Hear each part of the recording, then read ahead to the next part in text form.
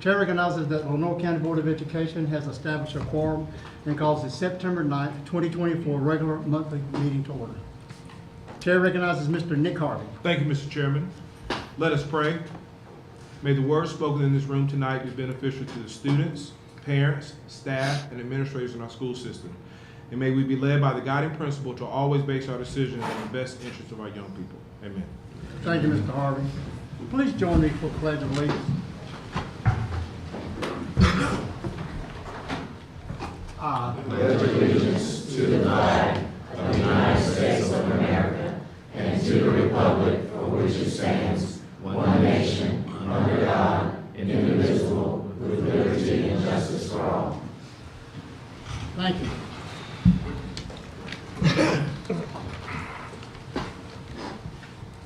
Chair recognizes Mr. Brett Williams to present the agenda for tonight's meeting. Thank you, Mr. Chairman. Members of the board, it's my honor and privilege to present to you for your consideration and hopefully your approval of tonight's agenda.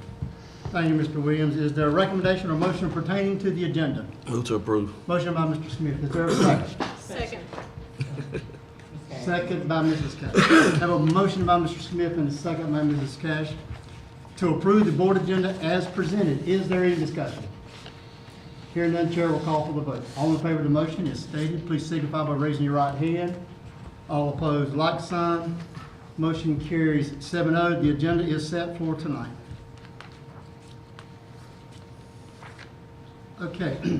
I do have a couple of comments, and as is customary, I would like to acknowledge a couple of people with us. They're here tonight. First of all, Ms. Barbara Seaforth, who is with the Kinston City Council with us tonight. Thank you for being with us. Appreciate it.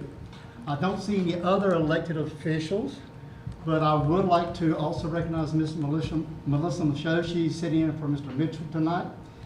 And I also would like to recognize one of our newest employees. I know there are several, but just one of them who happened to be here tonight. And there may be others. I just didn't recognize the face. I looked down and saw a stranger. Yeah. Mrs. Rebecca McCann is here with us tonight. She is our new public information officer. All right. Thank you. And like I said, I do have a few comments. I promise you I'll be brief. We want to continue to thank all the Lenore County Public School employees for their outstanding dedication, commitment, and hard work to ensure all Lenore County Public students are as successful as possible. We truly have exceptional people who work for Lenore County Public School System. We want to continue to commit to providing for a safe and healthy environment for all our students, employees, and our community. We would like to welcome back our students, parents, teachers, staff, and administration to a new school year. As Mr. Williams, Mrs. Herring, and Mr. Harvey will share, we had a successful opening and a great start to the new school year. We hope everyone was able to spend time with their families and friends and to refresh and rejuvenate for the teaching and learning that will occur during this school year for what I believe will be another outstanding and successful year for our students following the 2023-2024 school year. And as Ms. Herring will share, there were positive results and tremendous improvements in the testing data for the 2023-2024 school year. As a side note, as requested at the last meeting, the policy committee was convened and policy 2330 was reviewed. As was reported through the board, there were no recommended changes to the policy, only modification to the procedure. And as always, Mr. Williams will share some more good news about Lenore County Public Schools, students, and staff. And with that, Chair recognizes Mr. Brett Williams to present the following honors, recognitions, and accomplishments. Thank you, Mr. Chairman. As the chair noted, we have had a very strong start to this school year. And I want to thank all teachers, all students, all parents, all other staff members, everybody who's a part of the team, every school making this happen every day. Very smooth. As we travel from each school, and Ms. Herring, Mr. Harvey, and I went to all 17 of our sites on the first day of school. And we heard over and over and over again from principals, from teachers, from counselors, from social workers, from nurses, from custodians, child nutrition workers, the entire team.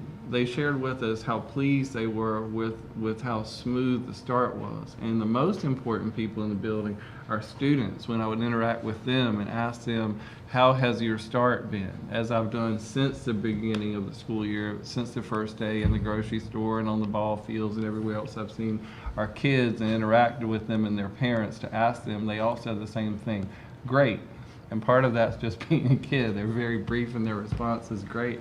But behind that, they would smile and say, I love my teacher, or I like my class, or I really like Ms.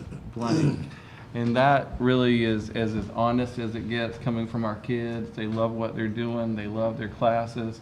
Our teachers and all of our other staff members and our partners in education, our parents and our grandparents and our other loved ones who share their children with us every day. We thank you for sharing your greatest blessing with us. We do consider them just that, our greatest blessing.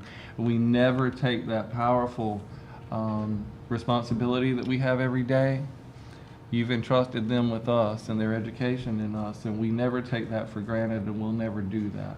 So we want to thank you, and as we're acknowledging the strong start of the school year, we didn't do that. Our children did that, our staff members did that, and we're so grateful and thankful for them and the blessing they represent every day for us and for those wonderful young people that we're all so richly blessed to serve.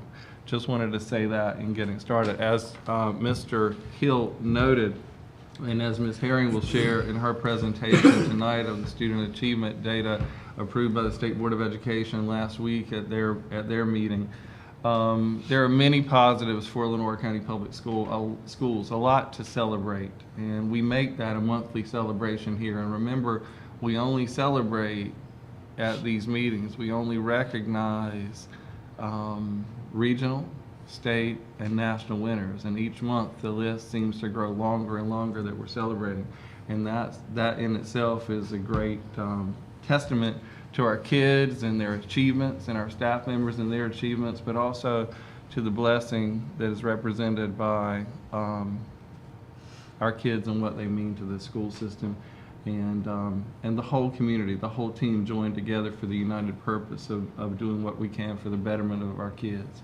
Tonight you'll hear that presentation from Ms. Herring about student achievement results, but what I'm so much more interested in, and there's so much that's positive there, I'm not in love with a test score or a test, but I am in love with what we're doing for kids and the fact that our people are on fire for the children that we serve and on fire for the mission of helping kids every day.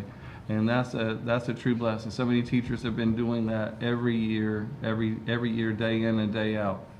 As we've highlighted frequently, the hard work of our teachers and other staff members, it continues to produce impressive results. Tonight you'll hear about a dramatic increase in the number of our schools meeting and exceeding all expected growth standards set by the state of North Carolina. And within that, you'll hear about a dramatic increase from one school last year in the highest growth tier set by NCDPI and State Board of Education.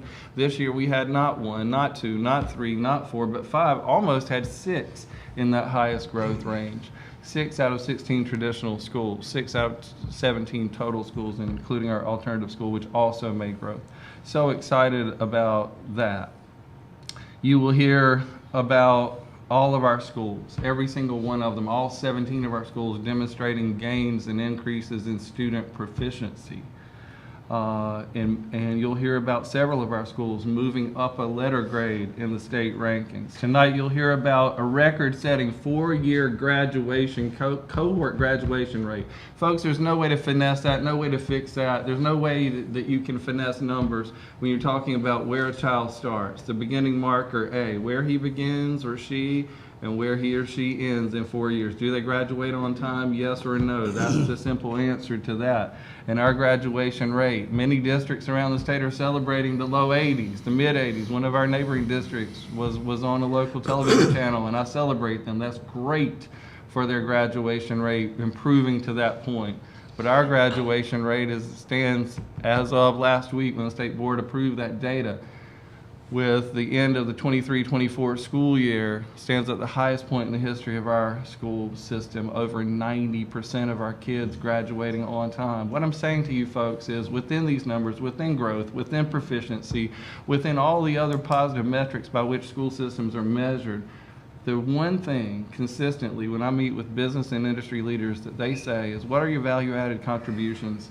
Tell me all those things, but then tell me, are you succeeding at the main mission of getting our kids, connecting our kids to a prosperous future, connecting them to a graduation of high school on time and in good standing? And the answer is a resounding yes, we are. Over 90%. That puts our district ahead of the districts around us, and it also puts us in line with many of the most progressive districts in North Carolina with the above 90% as a district. And like Kinston High School, for instance, finishing the school year with 92.5% graduation rate. So happy and so pleased with that hard work. Remember, we're not in love with numbers. We're in love with the hard work and dedication and determination that it took to create those numbers and those outcomes. That's what we celebrate and uplift here tonight. In addition, you will hear about in addition to what you'll hear tonight, you won't hear about this tonight, but I'm telling you now, we had the highest number of scholarship dollars that we've ever earned, our kids have ever earned. And I don't mean needs-based scholarships. I mean academic, merit-based scholarships. Academic scholarships at some of the most prestigious universities in North Carolina and beyond around the country. The highest, over $23 million in academic scholarships earned by our kids, and that's a total that lines up with districts that are twice and 3 times our size. We're so proud of the hard work of our kids. In addition to what you'll hear tonight, we could tell you and will tell you that $330,000 the year before this passed is what we had in the total number of mini grants earned by teachers, written by teachers to supplement instruction in their classrooms and to support what they're doing. This past year, we over doubled that number to over 600,000. We more than doubled that number in a single year. And the previous year, we had doubled from the previous year. So you've got double, double, and double. So 3 doubles there, folks. That's called a trend line. That's a trend line that we want, an attractive, upwardly mobile trend line that anybody would be pleased to take. In addition to what you'll hear tonight, I want to tell you about the highest number of district-level grant dollars earned by the district. You've heard about the $52 million school construction grant at Frink Middle School. That's great. It's wonderful. An absolute blessing, because it's the only way we would have been able to build that school at this time. But what I can also tell you is you pull that $52 million out, we still had a record number of grant dollars at $6.3 million beyond the $52 million. We had $58.3 million, $6.3 beyond the grant. So what I'm saying to you folks, and also in addition to what you'll hear tonight, Apple Distinguished Schools, we're going to recognize those. I won't steal the thunder of our presenters for that. But Apple Distinguished Schools, last year we had a big celebration at the Performing Arts Center. We had more Apple Distinguished Schools in any school system in one single year come in. We had 12 more than any single school system in the country. And still, as of today, I checked, and we have with our schools coming in tonight for this recognition, we're gonna have a celebration in each one of these schools. But we have more Apple Distinguished Schools and recognized for excellence in instructional technology and using those devices, Apple and otherwise, because that's an independent foundation affiliated with Apple. It's not the company Apple, but they recognize the excellence in instruction using digital tools to support instruction in the classroom every day. And we have more than any district in North Carolina. Our other 114 districts are doing great, but I'm so pleased to tell you that Lenore is at the top of that list, and I'll take that anytime. Tonight you'll hear about something that's very near and dear to me, very personal to me, and I love this profession. I love teaching and learning, and I feel that one of the best ways to address a shortage of highly qualified teachers is to encourage our own teachers to go into the profession that we all dedicated our professional lives to. And we've done that. We've partnered with Lenore Community College and with East Carolina University, and we've created our Grow Your Own initiative, similar to one we've had with North Carolina State University for a few years, for 9 years, but we created this with ECU. It's purely like the Teaching Fellow Scholarship. We have our student here tonight. We're going to honor her in just a few minutes. But folks, that's progress. That's a way forward. And we brought in 2 neighboring counties, Greene County and Jones County, in partnership with LCC and ECU, to pay for the college tuition. The scholarship pays for the first 2 years is paid for by College and Career Promise through the state. She graduates high school, 2-year diploma at the same time. Early college high school student. She goes to East Carolina. The tuition is paid for, and then it's service repayment, just like Teaching Fellow. She comes back here, and we're growing our own. She's the second. We had a recipient last year, and we're hoping to grow that and expand that. That's a true Grow Your Own initiative. So many things to be thankful for tonight, and I am that. My heart is full of gratitude for this school system and our kids and our staff members and what they continue to achieve. So speaking of our Lancer Educator Apprenticeship Promise program, or the LEAP program, as it's called, remember our version of Teaching Fellows, it's a unique opportunity for high school students who have made a heartfelt decision to become a professional educator. The program is in partnership with Lenore County Public Schools, Lenore Community College, and East Carolina University College of Education. This opportunity includes paid internship with LCPS while you're in high school, and an agreement to teach for Lenore County for at least 3 years upon graduating the College of Education at ECU. Inamar Tejada has been selected as this year's Lancer Educator Apprenticeship Promise Fellow. She is a wonderful student in the LCPS system. She's out at Early College High School. There's a television story about her last week. You might have seen it. She did a great job in the interview. She's a very humble lady, but she's got her, as my grandmother used to say, she's got her mess together. She is highly motivated.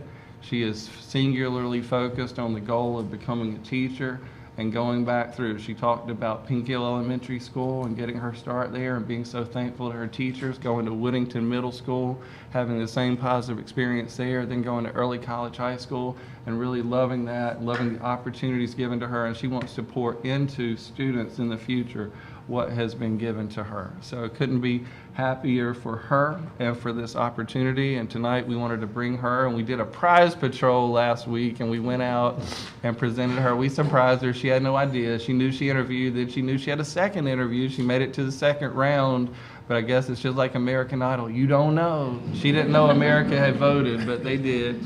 And so we went out there and presented some balloons. We took a photograph. You might have seen it on social media, and gave her a plaque. But tonight we wanted to bring her before you, give her a chance to say a couple things, and for you to see our new education scholar who will be studying after graduation this year at Early College. She'll be studying at East Carolina University.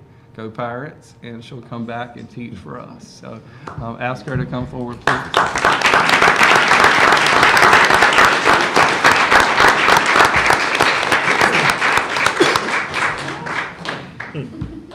Be shy. We're so proud of you. Thank you. So would you like to say congratulations? So now, what would you like to say to the members of our Board of Education and to the public here about this opportunity and about the LEAP scholarship? Well, mainly, I would like to thank God for this beautiful opportunity. And thank you to all the board members who pulled up to this for choosing me as well. Absolutely. Talk to them about why you wanted to become a teacher. I mainly got my inspiration when I was little. Basically from Pink Elementary. I really loved my elementary school. And I was really inspired by all my amazing teachers. So that was one of my top reasons why I wanted to become a teacher. So what will those kids say about you after the first few weeks? If I brought them in here after your first year of teaching, we're just going to zoom ahead a few years. What are they going to say about your class? I just hope they really learned from my class and really enjoyed having me as a teacher. That's great. Let's give her a round.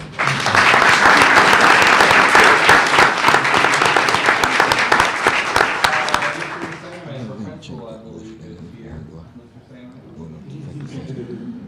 I'll double check. I don't think so.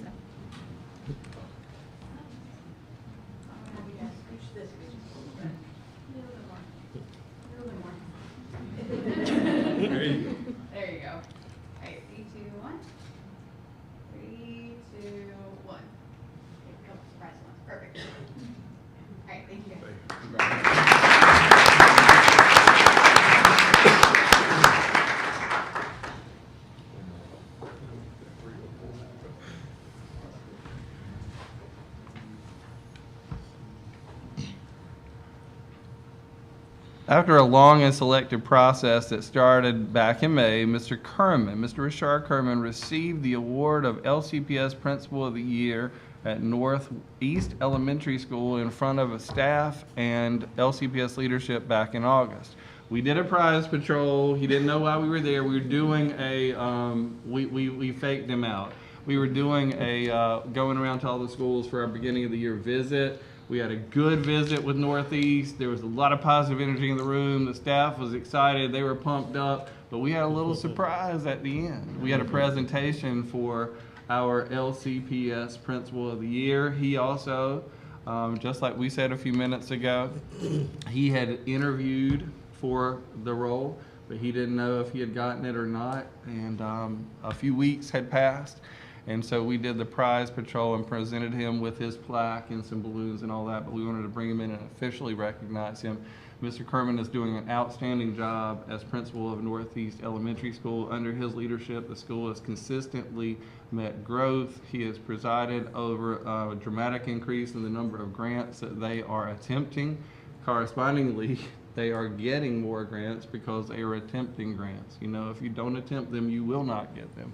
And he has embraced that simple philosophy of it's a sure no if you don't go, the basic rule of sales. If you don't try, you're not going to get it. And they've been trying and they've been getting it. They have the greenhouse out there and they have so many things. The solar panel they got through a grant, the greenhouse they got through a grant, and farm to table teaching and integrating that into the science curriculum, increased STEM opportunities in the school, growth has increased in the school under his leadership, proficiency has increased in the school under his leadership, teacher turnover has dramatically decreased under his leadership. They started the school year this year fully staffed, and that hasn't always been. Every situation is different, every context is different. 20 years ago, that wouldn't have been a brag point. In 2024, in many schools, that's a brag point, and it certainly was this year. So for many things, Mr. Kerman, a former school board member, visited your school last week and was telling me on the phone yesterday that you could eat off the floors in there. It was so clean. He and some others, I think, visited your school, were very impressed by what they saw. Mr. Kerman's doing a great job. One of the best things that I can say about Mr. Kerman is really one of the best things I can say about any leader, that he's devoted to building family in the school and building a sense of family. That's a word we throw around a lot in this business, and we say, well, we're all family. Well, families can be dysfunctional, families can be cohesive, families can have issues, you know, families can have a lot of things, but he's devoted to building a healthy family culture in the school, and a healthy leadership dynamics, healthy interpersonal relations with staff members, staff to staff relations, staff to student relations, school to parent relations. And I just couldn't be more pleased with Mr. Kerman's leadership at Northeast Elementary School. He is a good representation of Lenore County Public Schools. I am confident that he'll do well in the regional competition and beyond. And you just might well be looking at your next North Carolina Principal of the Year. So let me tell you a little bit about him. He's a New Bern native. He served as principal of Washington County Early College High School, assistant principal at Tarboro High School, and W.A. Patillo Middle School. Mr. Kerman has also been an instructional coach, and he taught in Greene County for a few years. Mr. Kerman earned his Bachelor of Arts degree in English from Elizabeth City State University, received his Master of Arts degree in teaching from East Carolina University, and a Master's in School Administration from the University of North Carolina at Raleigh. NC State University. I think there's another one in Chapel Hill too, some people say. He gets to proceed to the regional round of competition for statewide Principal of the Year award, which recognizes principals at the local, regional, and statewide level. Since the program started, there have been 40 North Carolina participants, Principals of the Year, over 250 regional recipients, and more than 3,000 local awards granted. Congratulations to Mr. Richard Kerman.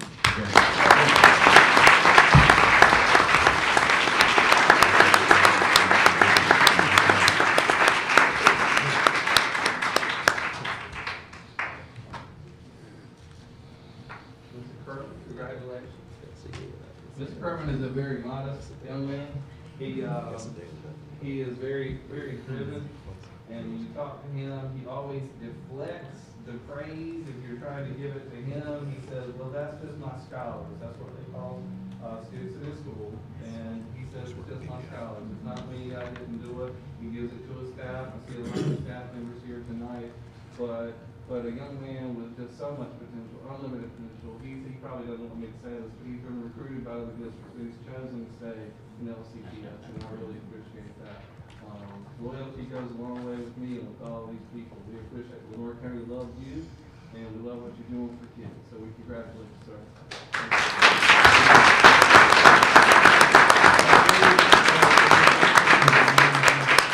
The parents are here. Let's give them a round of applause.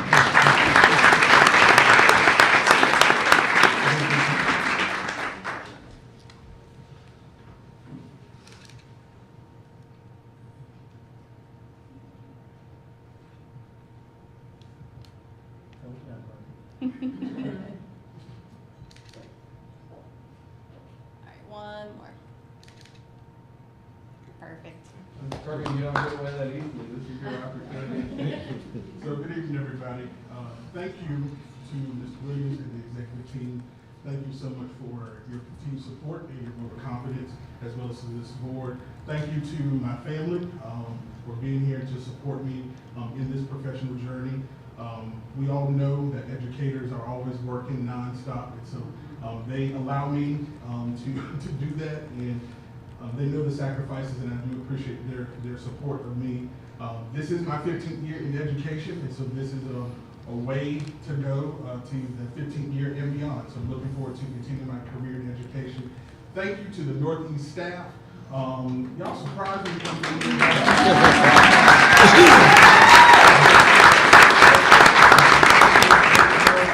I saw a lot of them walk in. And stand up if you're a Northeast staff member.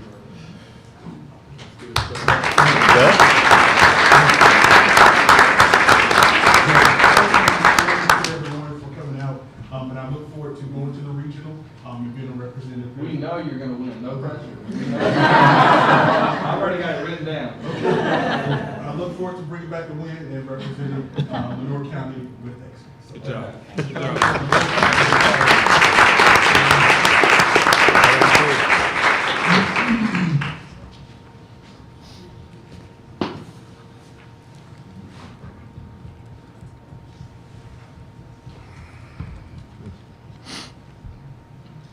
Two Lenore County Public School educators who are known by their colleagues for going the extra mile for students have been honored with the EC Department's top awards for 24-25. Ms. Erin Stanley, speech language pathologist, is EC Professional of the Year, and Mr. Dwight Jones of Banks Elementary School is the EC Teacher Assistant of the Year.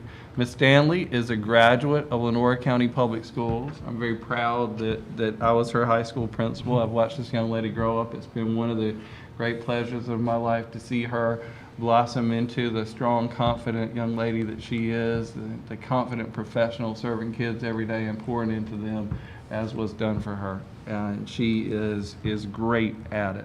So, Ms. Stanley is a graduate of LCPS and has been a speech therapist in our district since 2020. She is a member of the Autism Support Team and has championed assistive technology in the district, being an advocate for students in need of assistive technology devices. Mr. Jones began his educational career 23 years ago and came to Lenore County Public Schools in 2019. He does whatever is assigned to him, and he never complains. He is a mentor to all of his students and is well respected at Banks Elementary School. Congratulations to Ms. Erin Stanley and Mr. Dwight Jones on their awards, and thanks to the Exceptional Children's Department for honoring them. Now, I would like for Ms. Stanley to come up first, and then Mr. Jones, and I would like for Ms. Vivian Roach, our EC Director, and the other EC leadership team members who are here to come up and help us honor them. They were honored at EC opening day, and we had the entire EC team there over at the Kinston Community Center, and they'll get honored again here tonight.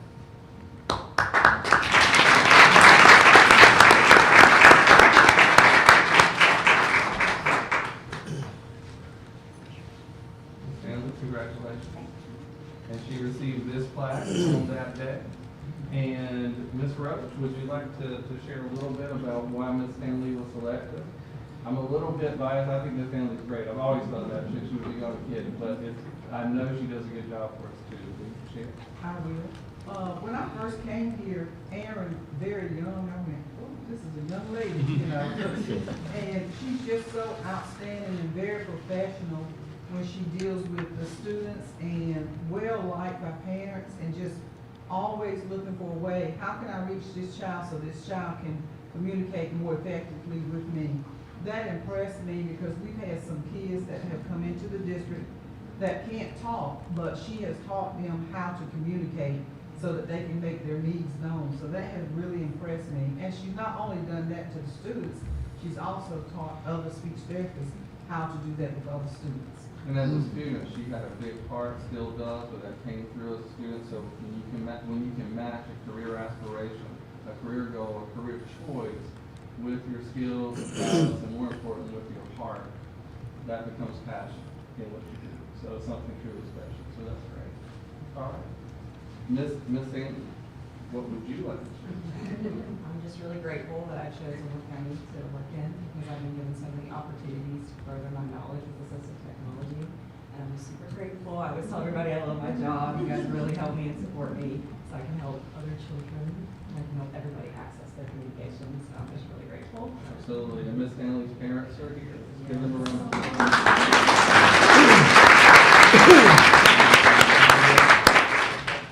Way over. 2 lines. Here you go.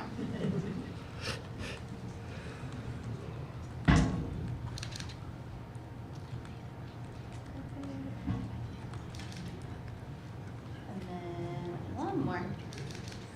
Maybe. All right, thank you. Thank you.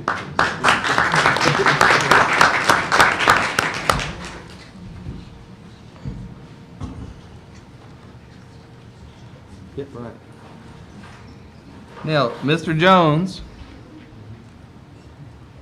Mr. Jones again began his career 23 years ago.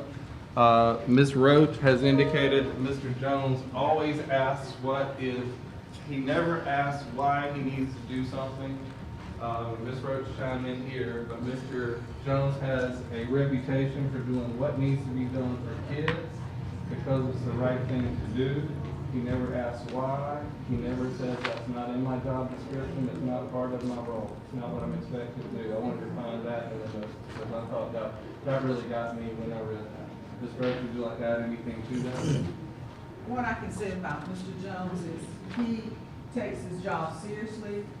He could be the teacher in his classroom. I would encourage him to go back into consider teaching. We just did. Because he can, and a lot, and anytime the teacher was out of the classroom and you walked in that classroom, you would think that he's the teacher because he managed the classroom just like it was a regular day for the students. That speaks volumes to me about him. He is a person that is never absent unless it's a serious something going on with his family. But for the most part, he's at school every day and has a smile on his face and enjoy what he does.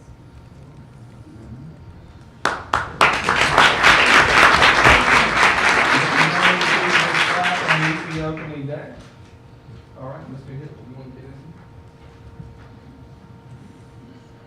Mr. Gang, and move them back. Mr. Jones, I'm gonna have you move in the middle of them if that works. There we go.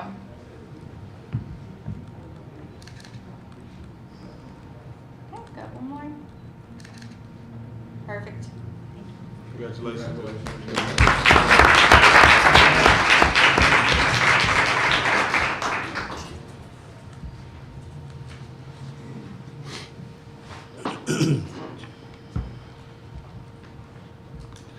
All right, we are very pleased tonight to bring to the front a legend in Lenore County, in leadership in Lenore County, in service in Lenore County, Mr. Danny Rice. And he's coming on behalf of Caswell. And he has, well, I won't steal his thunder, but a significant donation to the EC department. And I'll ask Ms. Roach to come up as well. But Danny, if you come forward, if y'all would come forward, actually. Danny, would you like to share how this got going? Well, I must say first, go Pirates. Yeah. And I love that purple tie. It's a real honor to be here tonight. In 2001, we organized the Castle Center Foundation to support our 23 counties in East North Carolina for unmet needs in working with persons with disabilities and their families. And we provided grants for the 23 years to the Eastern region and also scholarships to encourage individuals to go in the field of working with persons with well-known disabilities. Well, recently, we realized through all our fundraising, we have accumulated some funds. So we said, how can we have the most impact in our local community where the money was raised? So we contacted, but I wanted to first, this is Daniel Howell, our executive director. We also, on our board locally, is Debbie Chusid, who could be with us tonight, and Dick Archie, and also Ty Eason. And Ty actually chose to go to Alaska rather than be with us tonight. I'm going to text him as soon as this meeting. I cannot believe it. I understand. I'll understand that. But we contacted Ms. Rhodes and said, Ms. Rhodes, how can we have the biggest impact? And she did a fabulous grant that our board considered, and we decided to donate $24,000.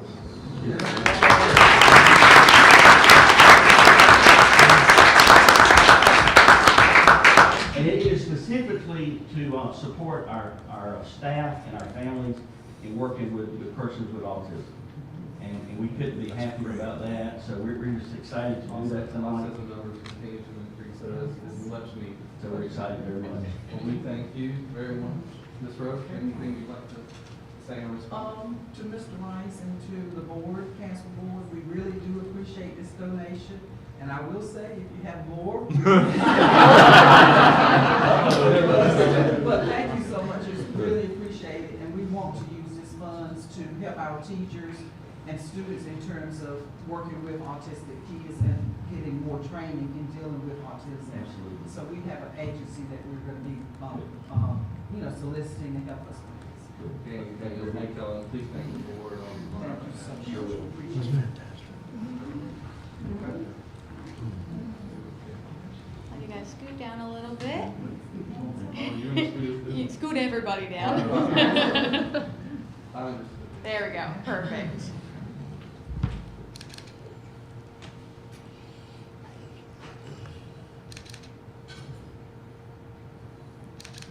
All right.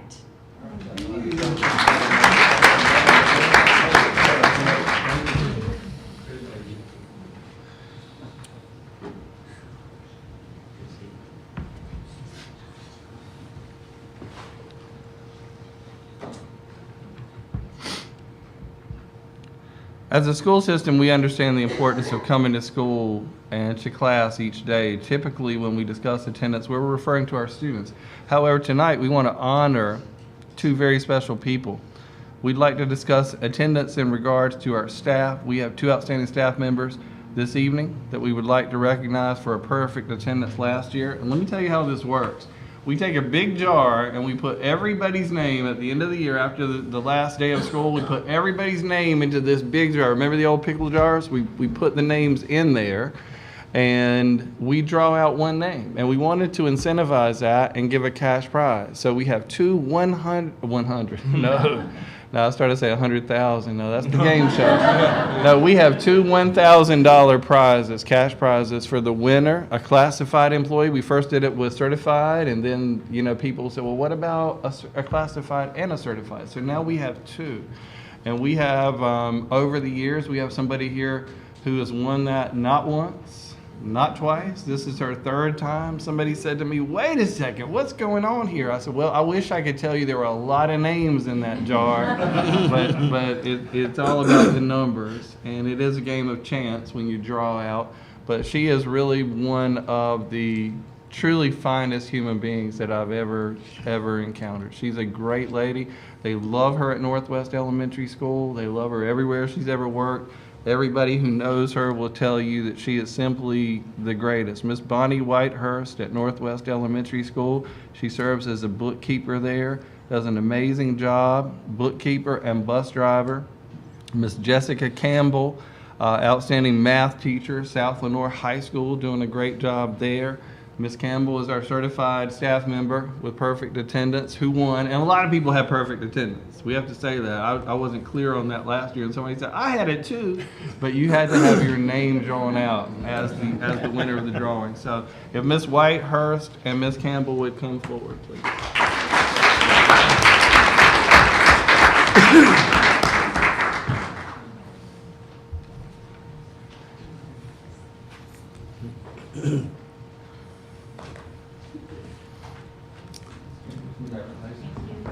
I think Ms. Whitehurst requested to speak now. This afternoon. Please tell me I don't have to say anything. No, you don't, but Come get your picture, man. but if you'd like to, you could. But that's quite a feat because every single day, and you factor in family members and spouses and stuff going around, and you work in elementary school with runny noses and all that kind of stuff. And it's just that season. We're heading into flu season, but you've managed year in and year out to have perfect attendance. That's great. I hope I didn't just jinx it by saying that. How many years in a row? How many years in a row? Since, I think, it was May 28th of '08 was the last time. Wow. But that's nothing but bless God. Yeah. That's great. That's great. I remember. But I'm looking at Mrs. Thank you so Campbell, much. what's your secret? Try to stay away from the kids.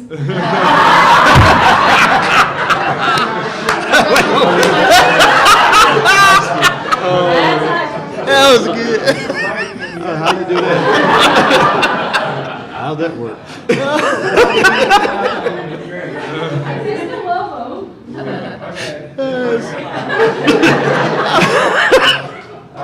Oh, that was hilarious. Good. And scooch over this. Everybody's hugging this side today. There you go.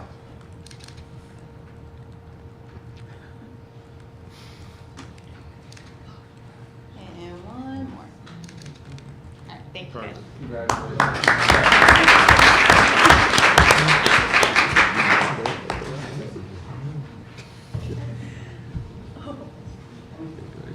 All right, and finally tonight, we have two district level staff members, district level administrators that we want to recognize. They have been acknowledged and recognized for their achievements by the North Carolina Association of Career and Technical Education. We have with us Ms. Amy Jones, our CTE and Secondary Curriculum Director, and Ms. Brittany Harrison, CTE Career Development Coordinators. Ms. Amy Jones was announced as the Career and Technical Education Administrator of the Year for all of North Carolina. Let's have her.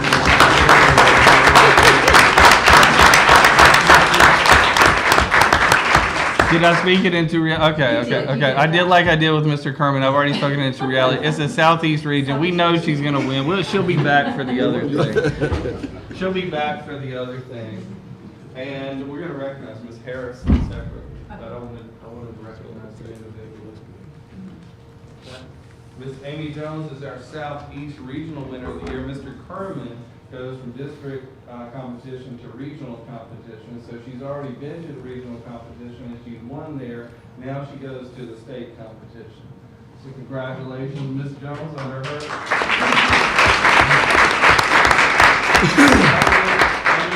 leadership, we've dramatically increased our workforce development efforts, and we still are one of only 3 school systems in North Carolina providing guaranteed jobs to students. Our partnership with Spirit and now Crown, especially Crown Manufacturing, they're hiring students, guaranteeing jobs to students, not well qualified and likely to get a job, but you have a guarantee of a job. And they're starting those kids out at $51,000 per year with a guarantee of moving within 3 years into the mid-60s. So those are careers, folks. Those aren't just jobs. And they're going to send our kids back to graduate school in engineering and machining and come back and work there. So really connecting our children, you see that thing, to a prosperous future. And that's what we're doing. So Ms. Jones has led the efforts on that. It's doing a great job. So we celebrate that. What would you like to say? First, I'd like to say to the board and to our leadership that it's an honor to serve in career and technical education in the high school. And I also want to thank my family for their continued support. It's hard to do what we do in education if you don't have your family behind you. But it's just an honor to do this and to open doors for children and provide opportunities. That's what career technical education is all about, and we're just thankful to do that. And thank you for listening to And me. Ms. Jones wears two hats. We have a great career director for elementary, for middle school, and for high school. And in addition to that big hat, she also wears the hat of CTE director, and that's a full plate by itself. So she has two full plates every day. She's managing, juggling, or whatever metaphor you want to use. She's getting it done every day for us and the kids we serve. So we appreciate her. All right. Where do you want me? You are perfect.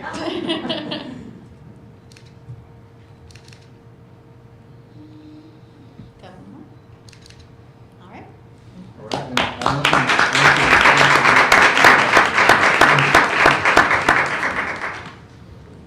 Okay, I'm going to ask Ms. Jones, because she is CTE director. One of her employees also has been honored.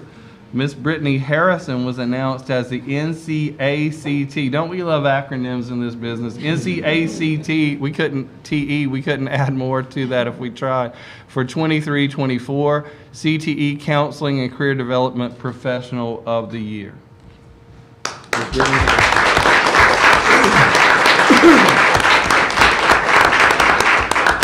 I've had the pleasure of knowing Ms. Harrison since she was, about 15, 16 years old. I was her high school English teacher. Had the pleasure of hiring her for her first job when I was principal of Freeze Middle School in the mid-2000s, and I've known Brittany a long time. She does a great job. So very thankful for you and what you do for kids. It's a really cool trophy there. Her husband Heath is here. Heath, you be careful. That has a sharp edge. I know Heath too. I also taught him in high school. In fact, they've known each other forever. But they're a great couple. And I'm thankful that y'all have committed to this school system and their parents, the students in the school system. And under Brittany's leadership, we're forging more support for kids in choosing careers. Remember, I was talking with Ms. Jones when Ms. Jones was up here about connecting kids to a prosperous future through workforce development. She's been a big part of that. So anything you'd like to say? Just obviously, I have wonderful mentors with Ms. Jones and Ms. Williams, and I want to thank everybody for this opportunity to just work here in this county. And I've run up here and go to school here, and now teach here, and the kids go here. So roots run deep, and I'm very thankful for what I do every day. You the LaGrange girl looking forward to the Frank Middle School presentation tonight, right? Yes, perfect. All right. You want to come in?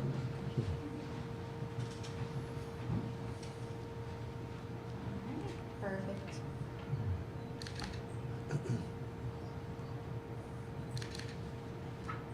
All right.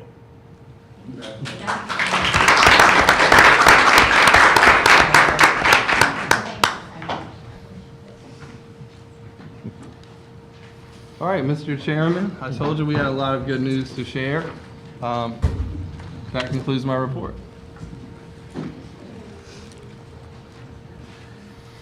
As they say in my line of work, I told you so. Okay, any questions for Mr. Williams?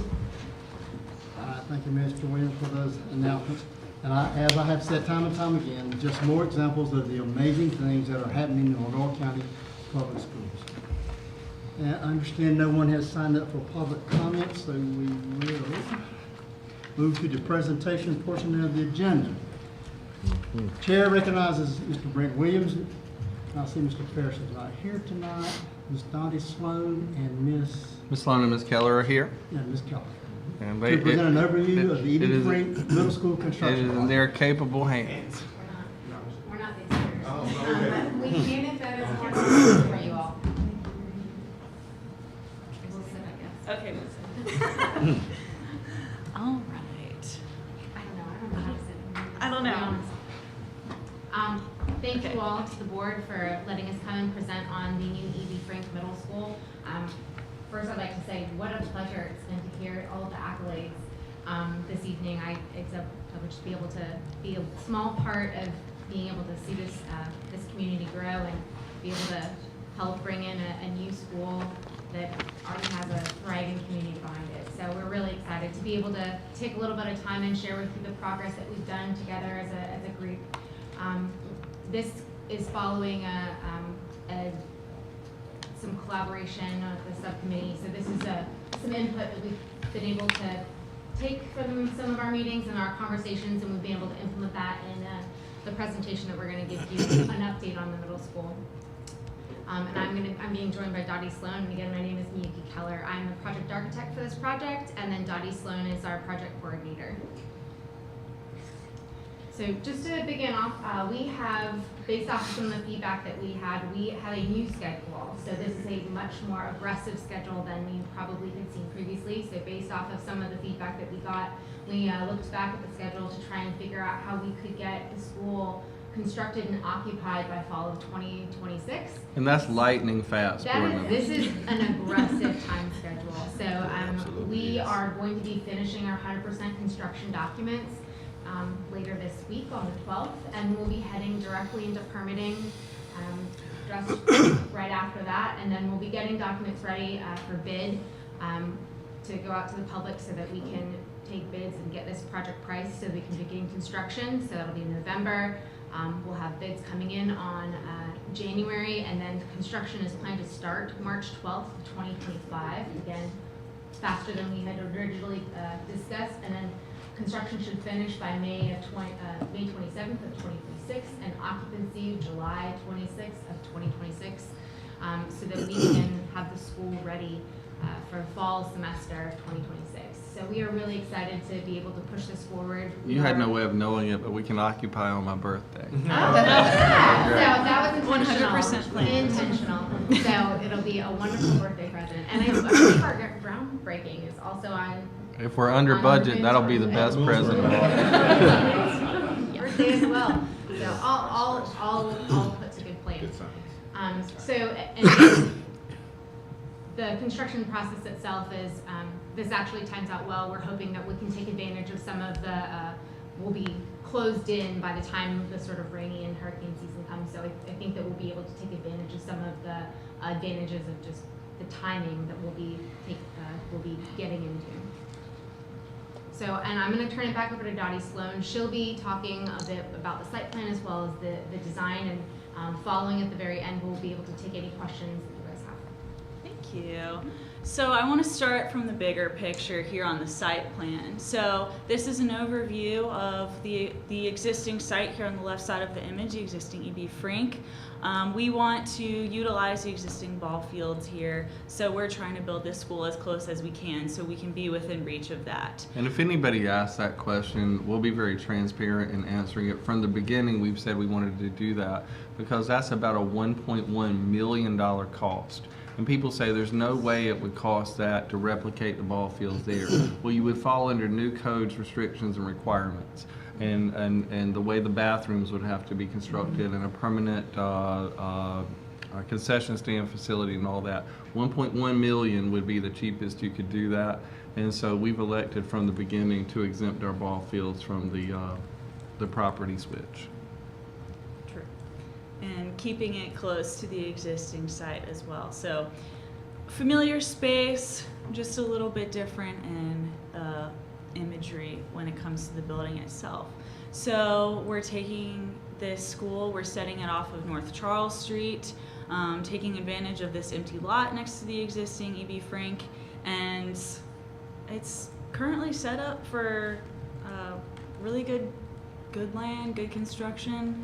Things are moving forward smoothly, and that's really exciting. And the water sewer upgrades that the town is doing, That's true. and they were headed that way anyway, but because of increased home building, dramatically increased home building progress in the area, they had already been planning to upgrade, but they've decided to upgrade on that side of town, and we appreciate the town of LaGrange for their partnership in general, and specifically for upgrading the water sewer, because the alternative might have been a $3 million hit to the budget to do a water tower. Absolutely minimum. Yeah, so that's a great advantage, and we're really excited to have that as taken off the plate for us. Oh, yes. Going into a little bit more of a technical view here, I just want to point out on that right side loop that you see on the image there is our carpool drop-off line with all of our parents dropping off kids. pulling that line off of the road so we can still kind of keep with regular flow of traffic throughout the day. And then on the left side there is our bus loop with the staff and parent parking, if need be, there in the middle. So keeping these two separate loops for safety reasons. We don't need anyone crossing the road in front of other vehicles when they're trying to go into school or leave school. So we want to start off here with, what's this building going to look like? As a little bit of a touch to the existing schools here in this area, we want to keep some of that red brick imagery. And here on this image, that red brick is on the front side of our gym.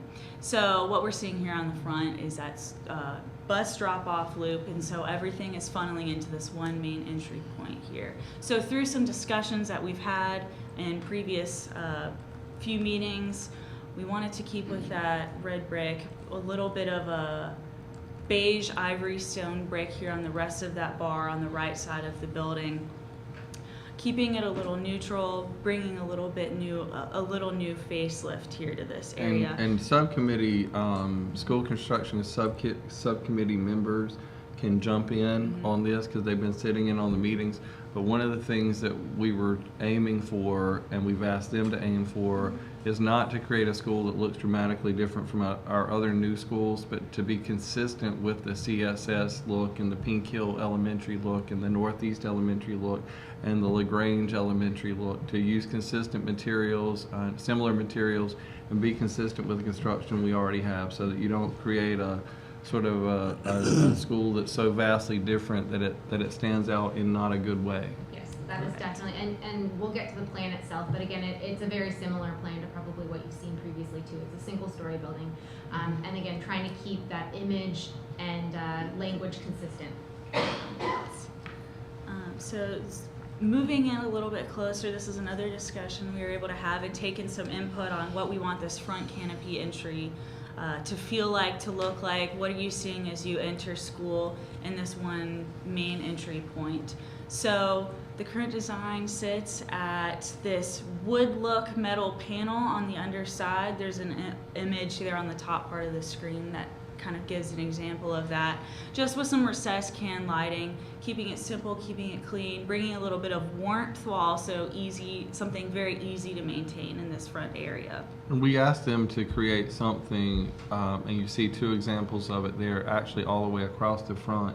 One of the things in our lesson, a lesson that we learned, a revelation that we had after we built our other new schools, is almost immediately after the new construction at Moss Hill, the new construction at Banks, the new construction at Southwood, the new construction at Southeast, the brand new school at Northeast, the brand new school at CSS, the brand new school at Pink Hill. All of those schools have the same thing in common. Almost immediately after the construction ended and school opened, they asked for, well, we need covered walkways in the front. And so then you're confronted with the very real scenario of having a multi-million-dollar facility here. I mean, this school's pricing out at $57 million. You have a multi-million-dollar facility, and you're out pricing corrugated metal walkways that won't go with the appearance of the school and will detract aesthetically from the school. So we asked them to integrate into this design covered walkway areas for kids, for car riders, and for bus riders, for entry and egress, so that they don't have to stand out in the rain. And they've done that with the front entrance, and y'all might be going to explain that, but I just wanted to point that was a big thing that board members had shared, so we wanted to work into the design process. Yeah, that is something that we have integrated into the design, and you'll see it perfectly right here. Left side is the buses. There's a canopy integrated with some of the piers that you see, the stone piers that mimic the entryway as well. The nice large canopy that pulls people in from that center walkway, and then again a covered walkway that runs the entire length of that front building. So people who are getting dropped off, or students that are getting dropped off at carpool, also have a covered walkway all the way to the entrance. So this is a little bit of a summary of all those materials that we're talking about. That red stone, that ivory stone, where there's I was going to say that front porch canopy where all the students are getting dropped off from their cars. This EFIS system, or otherwise you can think of it as stucco, there on the front canopy. You can see a little bit behind that canopy there, bringing in a little color of our school colors here, blue and green. Just a little accent, a little identifier out here that this is E.B. Frank. And then here on the right side, there's the slate gray and the wood look, both metal panels, both being used on the exterior here. Very sleek, very easy to maintain. We want something that's gonna be easy to keep up, running, and beautiful for decades to come after this is constructed. So, you know, what are we seeing on the outside? That looks great, but what's going on the inside? I just want to give a brief overview here. This big red block here is our gym. That front entry canopy would sit right where my cursor is, and this little purple area here is that front secure entry vestibule that leads into the admin area, everything in pink. And then once you get let into the school, here's everything beyond. So we have each of our 3 classroom wings, 8th grade on the far left. It's a little bit wider. It's got a collaboration area. Then it goes down 7th grade and 6th grade wings. And with all the central happenings in that middle bar, everything in purple, we have our electives, paint in the green, dining, media space. So everything's centrally accessible. And we talked about materials used, but also with the actual layout of the school, the E design with one main hallway. You see that at CSS, you see that at Northeast, you see that at Pink Hill. And in our new schools, that's been the design configuration that we've chosen. And it's very cost effective, but it's also very well liked by the people who actually use the school. So students, parents, and staff members. So we chose to propose that design for this school. So as just a little touch on the front entry lobby area, this is our lobby space, and these hallways can be locked off if you want to use the gym after hours, and still have a space for people to enter and exit, and still have a place to use the restroom and all that. That becomes a secure facility, a secure area during after hours, like she had mentioned. And that is also part of that level of security that we have in terms of the vestibule as well. You'll notice that we have one primary point of entry, and where guests visitors will enter into that vestibule and have to go through the reception area, be buzzed into the reception area before they're actually let in, so that at all times those inner doors are going to be locked. So and school safety is a major concern with multiple points of entry and access in our current facilities, and we try to address that with swipe cards and with other things and with some barriers and all that. But this would be a one in and one out. We can do that in our new schools, so one key gets you in the front and no other door is unlocked. In fact, that one's not unlocked. You have to be buzzed in. And we feel that that's a much safer option than the traditional configurations of different buildings built on the same site, either connected by covered walkways or not. But this is a much better safety design, we think. Absolutely. Let's see. And then just a quick touch on, so remember everything in purple is all of our electives classrooms. So easily accessible from all 3 of our hallways, as well as dining and media being kind of in that central location. Let's see. And then finally our classroom wings, right, 8th grade, 7th grade, 6th grade. We have enough classrooms for 2 groups of 4 for each grade, plus our EC classrooms being on each of these wings, but also being close to being centrally located. So those are in the darker blue there at the base of each of the wings. So walking through the space, we want to incorporate the school colors, blue and green, keeping it a little bit more of a muted palette so it can be slightly less distracting to students if they're going through the hallways, going into class, whatnot. This imagery here of this hallway shows a little bit of inspiration of what we're thinking of mixing in these colored panels on the floor. It's an LVT tile, it's easy to maintain, easy to keep up, it looks really nice, and so this main floor color is what we're going to be seeing all throughout the school for the most part, keeping it a little neutral with some of these accent paint colors here, bringing in the greens, bringing in the blue, honoring the school colors of E.B. Frank.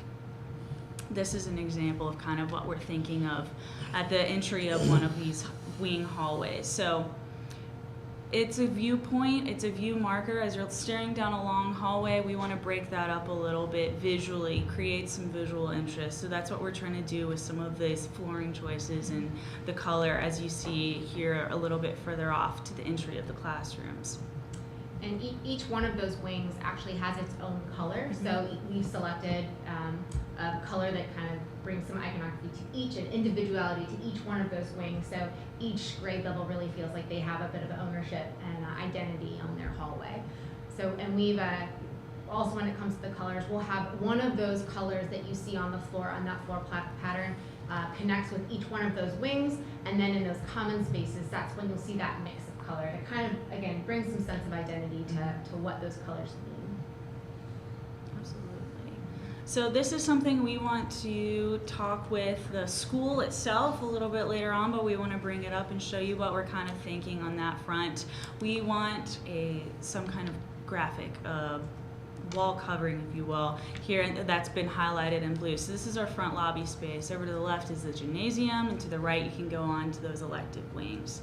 This is a little preview of going into the 8th grade hallway wing and seeing kind of how that would be set up.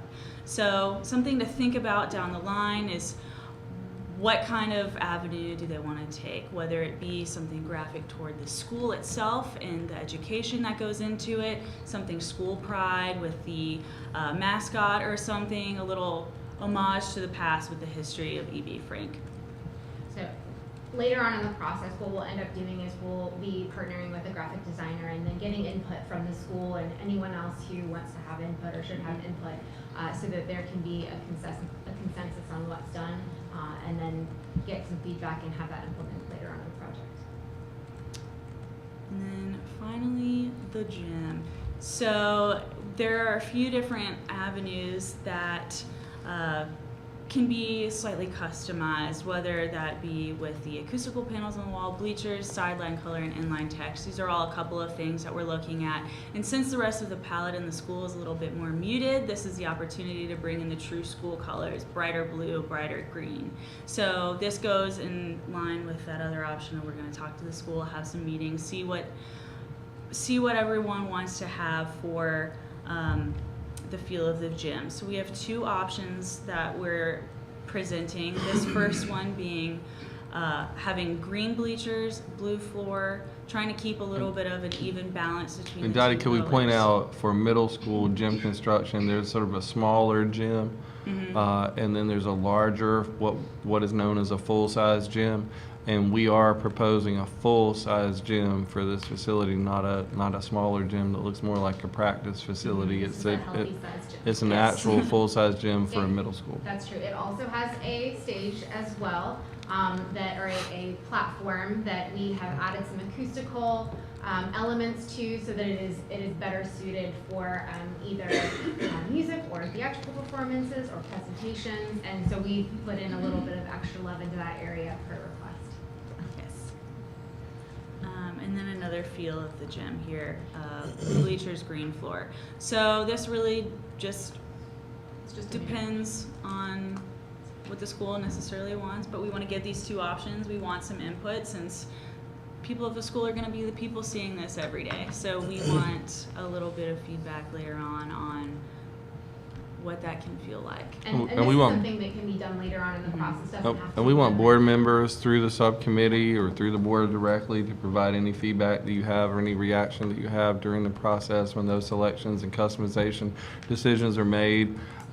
We also want the staff and community of E.B. Frank Middle School to have some say in that. So we're trying to share this information that is shared in this board meeting with the community, with the school staff, and with the parents and PTA members and other leaders there at the school, and get their feedback as well.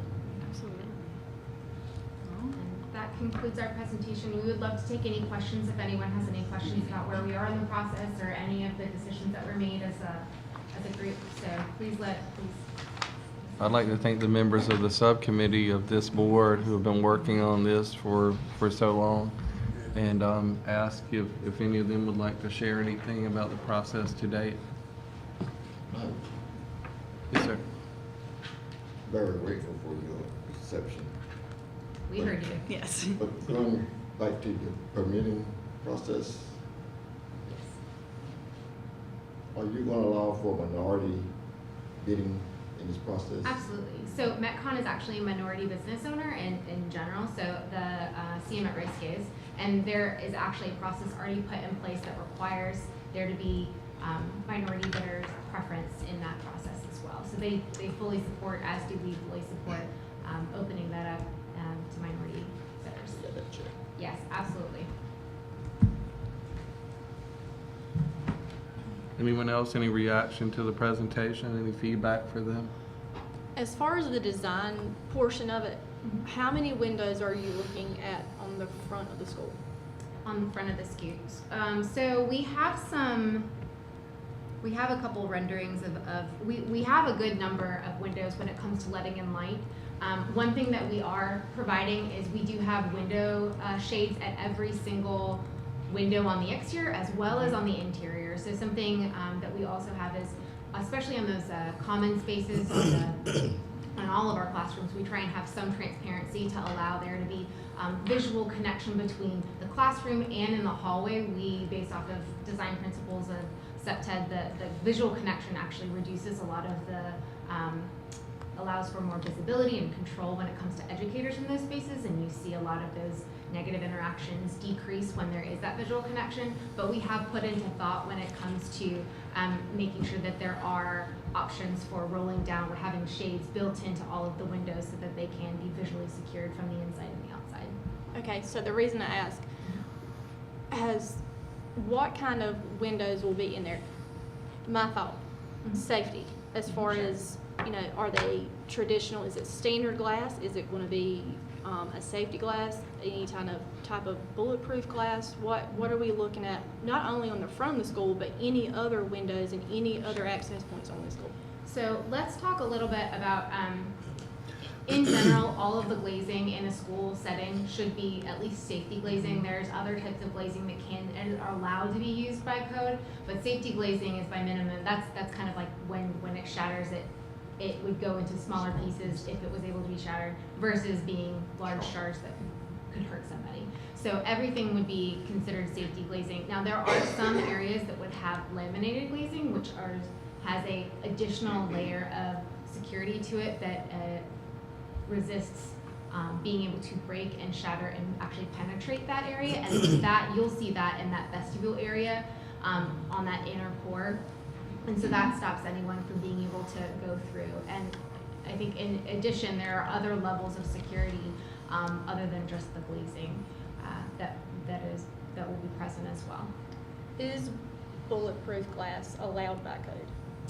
It is allowed by code in specific areas, yes.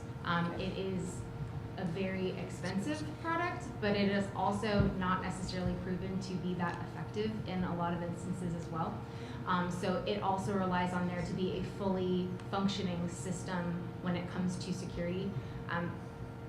When it comes to what the data shows on how, and I'm assuming you're speaking of an active shooter situation, when an active shooter generally comes into a building, it is generally through those front doors because they are looking for the easiest point of entry, and that is generally that easiest point of entry. So it is all about controlling that situation in the fastest point possible, locking down areas as quickly as possible, and then following whatever procedure the school has put in place to make sure that they've put into safety. So bulletproof glass is always an option, but it cannot be an only solution. And there are better solutions that are generally recommended to be followed. And that's something that we've coordinated with some of our security consultants that we use on specific jobs and review our projects regularly, who have significant pedigrees when it comes to active shooter situations as well as other security situations. Does that answer your question? Mm-hmm. What about door security for the classrooms? Door security. So we specifically, again, based off of recommendation from our security consultant, we have implemented specific type of, for starters, some of the doors, depending on where they're located, will be activated by a more or less a push button that locks down those doors and closes those doors automatically. So there is a shutdown procedure, and that all depends on the procedures that are put forward. In terms of an individual classroom, some of the more tragic instances when it comes to some of, again, those active shooter situations come into play when people have to check or lock the door from the outside, which is typical for our classroom setting and our classroom lock type system that is seen in a lot of older educational buildings. What we are implementing is going to be an indicator system that when the doors are closed, you have a visual indicator on the inside so you can see across the room if that door is locked or not, so that you can easily know that you don't have to go any closer to that door if it is locked, and there is an easy operation when it comes to locking that door. It doesn't necessarily require a key like some of the other options that you can lock that door in an emergency situation. So it's again that easy sense of You lost me. okay, so the doors themselves have a very easy mechanism to make sure that they have secure locks that can be functioned with very minimal thought process. So That's all I needed to that's know. all you need to know. There you go. Thank you. Red is locked, green is open. So you can see it from across the room. From across the room inside or Inside. out? Inside. So that way, again, in some of those active shooter situations, we have seen that there are people have to open the door in order to lock from the outside with a key, or they have to go and actually physically touch or get close to that door in order to make it lock. So if you can take out, if the door is already locked and you don't have to have someone go and actually jiggle the door or double check that it's locked, it already removes part of that hazard of having to get close to the door, and they can shelter in place if required and not have to move. So we promise that with the current environment that we are now living in, and something that we have to face as designers as well as parents, there's a lot of thought that's put into this, and a lot of things that we try and make common sense so anyone can understand and operate it in a panic setting. There are also a lot of things that are, and I know right now active shooter situations are generally the first thing that people think about, specifically because it's so frequently in the news. But there's a lot of things that are also being done to make sure that the environment itself is not a locked box that students can't learn in. You know, we again heard so many of the amazing accolades that, you know, your students and your educators have achieved, but we need to make sure that we're also creating spaces that people want to come to, that we want to work at, that they want to learn in. So it's a definite balance of trying to make sure that we're creating a safe environment while also making it very welcoming and where students and educators can flourish. So we do balance that the best we can.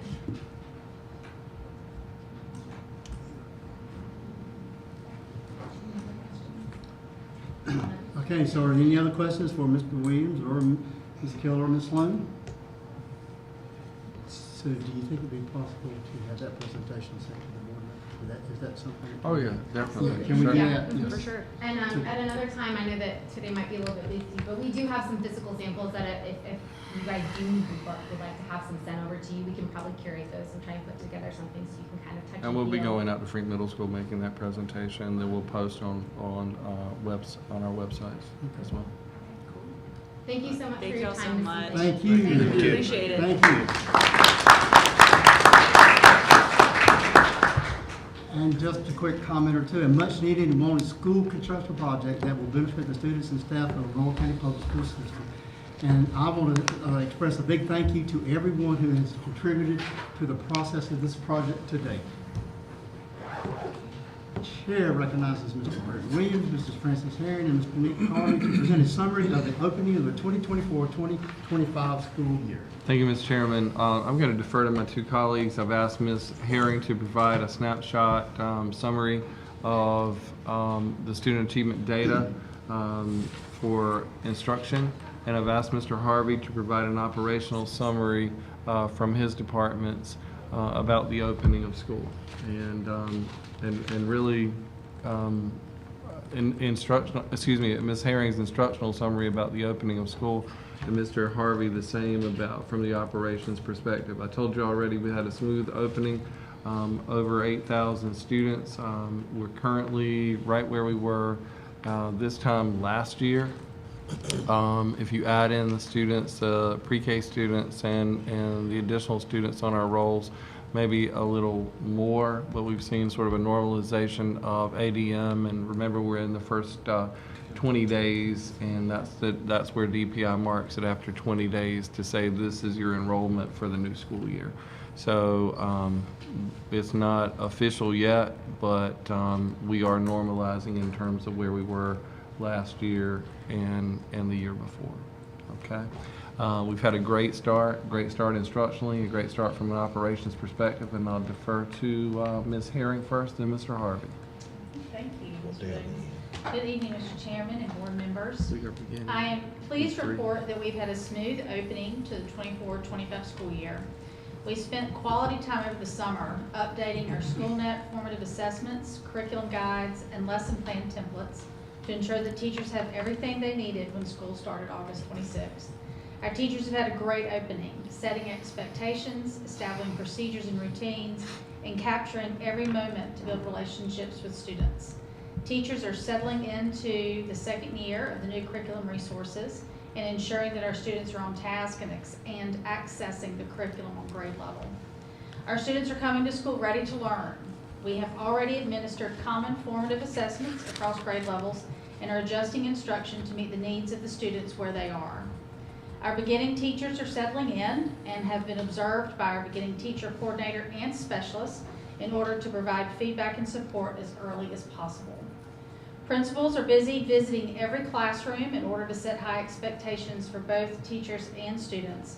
Our opening orientation meetings were a huge success with unprecedented turnout by families and students. It's hard to believe that we are almost halfway through the first 9 weeks already. Our first set of progress reports are scheduled to go out September 23rd. The district-wide events calendar is filling up quickly, full of concerts, competitions, and events for all ages and grade spans. We are excited for what this school year will bring and the great experiences and opportunities our students are bound to have. Mr. Chairman, that concludes my report. And also, to tack on to what Ms. Herring is saying, we want to thank the Board of Education. You made a substantial, 1 year ago today, you made a substantial investment in curriculum materials, instructional materials for our schools. That was a heavy lift for us financially, but you chose to make that through our federal funding, and we appreciate your investment in our schools. We believe the results are impressive, and that's certainly not the only reason. It's because of great teaching, good teaching, and learning in the classrooms with great and highly qualified teachers and highly motivated students. But they also need great, strong, and well-aligned instructional materials, and that's what you purchased last year, so we thank you for that.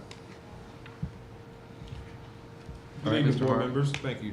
I also echo the sentiments from Mr. Williams and Ms. Herring. We're off to a very good start for the 24-25 school year. Tonight, I'll provide you an operational update of our first 2 weeks of school. Ms. Danielle Turner, Director of our Child Nutrition Department, reports that as of last Thursday, September 5th, we had served nearly 30,000 breakfast meals and over 41,000 school lunches. 62% of our students are eating school lunch, which represents a 5% increase from last year at this time. In technology, Mr. White and his team have implemented the Raptor Visitor Management software program at all of our schools. Raptor provides a school-wide view of visitors who enter and exit our buildings, instantly screens against the National Sex Offender Registry database, as well as a number of other custom databases. It syncs directly with PowerSchool to ensure a proper chain of custody and tracks and creates reports of visitors, volunteers, contractors, and students. This system provides another layer of support for our office and administrators to ensure that we know who is entering and exiting our buildings. And this technology was really emerged several years ago, but it had some. They've worked out the bugs now, you might say, over several years. There were many false positives, and people were coming to pick up their child and scanning the driver's license, and it was appearing as not the right person to pick up the child. But that's certainly been worked out. That was about 15 years ago. And now the technology is very impressive. We're excited about Raptor and its potential to help us add another layer of safety in our schools. Yes, sir. Our maintenance department and building level custodians work diligently all summer to prepare for the arrival of the 24-25 school year. One highlight from our maintenance department is the hiring of 2 painters that have really made an immediate impact at several of our schools, and we are looking forward to providing support to each site as the semester moves along. Additionally, we are closing out our ESSER-funded projects to meet the September 30th closeout date. In transportation, Ms. Brunner reports that there are 130 school buses on the roads of Lenore County each day, transporting nearly 5,000 students. Currently, there are 9 driver vacancies. However, there are 4 driver candidates awaiting to complete the driving section of the exam. The examination is conducted by the North Carolina Department of Transportation. This is a reminder to all that are listening tonight, online bus classes are held twice a month, each month, and the next face-to-face course will begin on November 18th. Please contact our transportation department if interested. In athletics, although this is only the 10th day of school, this week represents already week 4 of the high school football season and week 5 of our soccer and volleyball seasons. Our middle school fall athletic season has also begun, and their games will begin in the coming days. Over 1,000 LCPS students participated in interscholastic sports last year. We thank our board members for supporting our student athletes. Mr. Chairman, this concludes my report.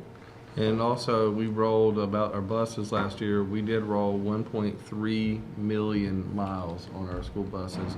Those 130 plus buses on the roads, if you, and that's our yellow buses. If you include the, all of our buses, we have a fleet of nearly 140 school buses. So really excited about our transportation team. It's a small but lean group. They do an amazing job. Every one of those buses has to be inspected once per month.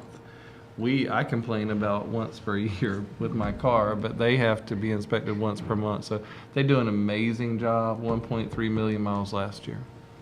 Thank you, Mr. Chairman. All right, any questions for Mr. Williams and Mrs. Herring and Mr. Harvey? Any comments? All right, thank you, Mr. Williams, Mrs. Herring, and Mrs. Harvey for that presentation. We had a successful school opening and a great start to the new school year. We would like to thank the administration and staff for a job well done and look forward to yet another successful school year. Chair recognizes Mrs. Frances Herring to present an overview of the Lenore County Public School System improvement process for the 2024-2025 school year. Thank you, Mr. Chairman and members of the board. Tonight I'm sharing with you in board docs the schedule for the beginning of year NC STAR school improvement plan presentations by our schools. And all of you are invited to any or all of those that you can make it. If you can make it to some, 1, 2, 3, 17, whatever you can make it to, you're invited to all of them. The presentations begin Wednesday, September 18th, and they end Friday, September 20th. Each school is approximately an hour to detail their school improvement team's plans to strategically improve growth of each student as measured by the EVOS growth measures and school accountability measures. We will also conduct middle of the year updates in late January or early February. The presentations will be held here in the boardroom. You are all invited to attend each of the presentations as they're listed on the handout attached to board docs. And there is one change on Friday, September 20th. The early college will be presenting at 8:30 and Kinston High School will be presenting at 9:30. We switched those up. We'll be providing lunch on at least a couple of those days. If you're able to come, please let Ms. Jessie Taylor know that you're coming and we'll provide lunch for you. Absolutely, thank you. You'll be able to ask any questions you may have, and hopefully each presentation will give you a better understanding of each school's goals and action steps towards increased growth and proficiency. If you have any questions, I'll be happy to answer them. Any questions for Mrs. Herring? Any comments? All right, thank you, Mrs. Herring, for the presentation on the 2024-2025 school year improvement process. And as Mrs. Herring said and Mr. Williams stated, all board members are invited to participate in the school improvement presentation. Chair recognizes Mrs. Frances Herring to present an overview of the testing data for the 2023-2024 school year. Thank you, Mr. Chairman and members of the board. I know that there are over 40 slides. I promise to go very quickly and be very efficient with my words. So this is setting the gold standard, the LCPS accountability results for the 23-24 school year. I have several slides just to give you some highlights. And the first point there, I've got to stop and accentuate. 9 schools increased a letter grade. We've not had that before, folks. That's huge. We put most of our chips on the hand of growth in Eastern North Carolina because proficiency has never been our friend when compared to growth. Growth is the most accurate measure, where they start and where they end, a year's worth of growth. But when you're looking at 80% of a school's letter grade is proficiency, having 9 of your schools increase a letter grade in 1 year is huge. It's tremendous. We also had 5 schools to exceed growth this year. Last year, we had 1 school to exceed growth. Mr. Williams mentioned that earlier in his comments, so this is a huge step in the right direction. 6 of our schools met growth, and that's also a tremendous accolade. And if you had a red pen and you wanted to circle, I talked about being a writing teacher earlier, if you want to circle the most important part or highlight it, the next to the last line right there, all schools increased overall proficiency. All schools, all 17 of your schools increased. That's huge, and that's not happened before. So we need to celebrate that. We're going to have a celebration in each of our schools, and it's very well deserved. Yes. A lot of hard work by all stakeholders last year. Absolutely. And then the last item on this particular slide, Mr. Williams alluded to earlier, our 4-year graduation rate is the highest it has been in years. It's over 90% of our students in Lenore County graduated within the 4-year cohort last year. Very large district in our area, almost 3 times our size, was in mass media last week, and I celebrate them. It's amazing. They had an 84% graduation rate. It increased to that point. That's great. I celebrate that. But 90% is amazing too. And home is home, and here is home, and we need to celebrate what we're doing at home. 90%. Yes, sir. So the following slides are just highlights that I've pulled from specific schools. So Banks Elementary exceeded growth, and they maintained their C status. LaGrange Elementary exceeded growth and grew from a D to a C school. Frank Middle School met growth and grew from a D to a C. We almost exceeded again, because you know they exceeded last year, so the bar goes up higher. So you almost had 6 schools exceeding. That's exactly right. CSS met growth this year. Moss Hill Elementary exceeded growth and grew from a C to a B school. North Lenore grew from a D to a C school. South Lenore grew from a D to a C school. Northeast Elementary School met growth and grew from an F to a D school. Rochelle Middle School met growth. Northwest Elementary School met growth and grew from a D to a C. Pink Hill Elementary School exceeded growth and grew from a C to a B. Woodington Middle School exceeded growth and grew from a D to a C. Kinston High School had the highest graduation rate in the county for the 3 traditional high schools at 92.5% 4-year cohort graduation. 93%, folks. It's truly amazing. It is. Early College High School met growth, and of course, thankfully, they maintained their A status, which is very exciting. And I wanted to take an opportunity, since we did celebrate Mr. Kerman tonight as our Principal of the Year, this is a screenshot from their Facebook page where they celebrated their successes, their highest school performance score ever. Can you increase that a little for those of us who are sight challenged? Sorry. I just wanted to make sure that they could see that. He did that, they did that, put that out there for their stakeholders. I That's thought as it good as it's was gonna a get. great It's the highest snapshot. overall achievement scores in science ever, the 2nd highest elementary science results in Lenore County, highest growth since 2017, increased overall proficiency by 15%. They met growth in EVOS, all subgroups met growth, all subjects surpassed EVOS predictions. That includes exceptional children subgroup, which is sometimes a very high mountaintop for us. That's exactly right. 46% increase in the 5th grade science scores, 25% increase in 5th grade reading, 18% increase in 3rd grade reading, 15% increase in 4th grade math, 15% increase in 5th grade math, 10% increase in 3rd grade math, and a 10% increase in 4th grade reading. So I wanted to share that. And this is in a school that since its opening, it's not been there that long, but since its opening, we've not had a consistent, we would meet growth 1 year and the next year maybe not. and then 2 or 3 years later meet growth again, and then not. And you have a consistent pattern of meeting or exceeding all expected growth standards set by the state, and then proficiency performance off the scale, all subgroups meeting, and then you see your proficiency increases there. Just so, and that combined with what I told you about building a sense of family unity and togetherness in the school, so you really couldn't ask for more than that. Very pleased. That individual deserves our POY title and our respect. The following slides are individual testing results, and I'll just give a brief overview. Just acclimate yourself a little bit. To the far left is the North Carolina average over the last 3 years, and then that's LCPS as an overall district average, and then it's broken down by schools. This group of students began kindergarten the year after the COVID break. They attended school virtually and in cohort face-to-face models throughout kindergarten. As a district, we increased in grade 3 reading proficiency by almost 15 percentage points from last year. 8 of our 9 schools increased in proficiency from last year, with an average growth at the schools from 10 to 21 proficiency points. Southeast doubled their proficiency from last year. There were large gains at Banks, Moss Hill, Northeast, Northwest, Pink Hill, and Southeast. After speaking with Ms. Colley, our elementary director, she attributes this growth to a common research-based phonics program, it's our 2nd year of implementation, and our 1st year of our new reading curriculum.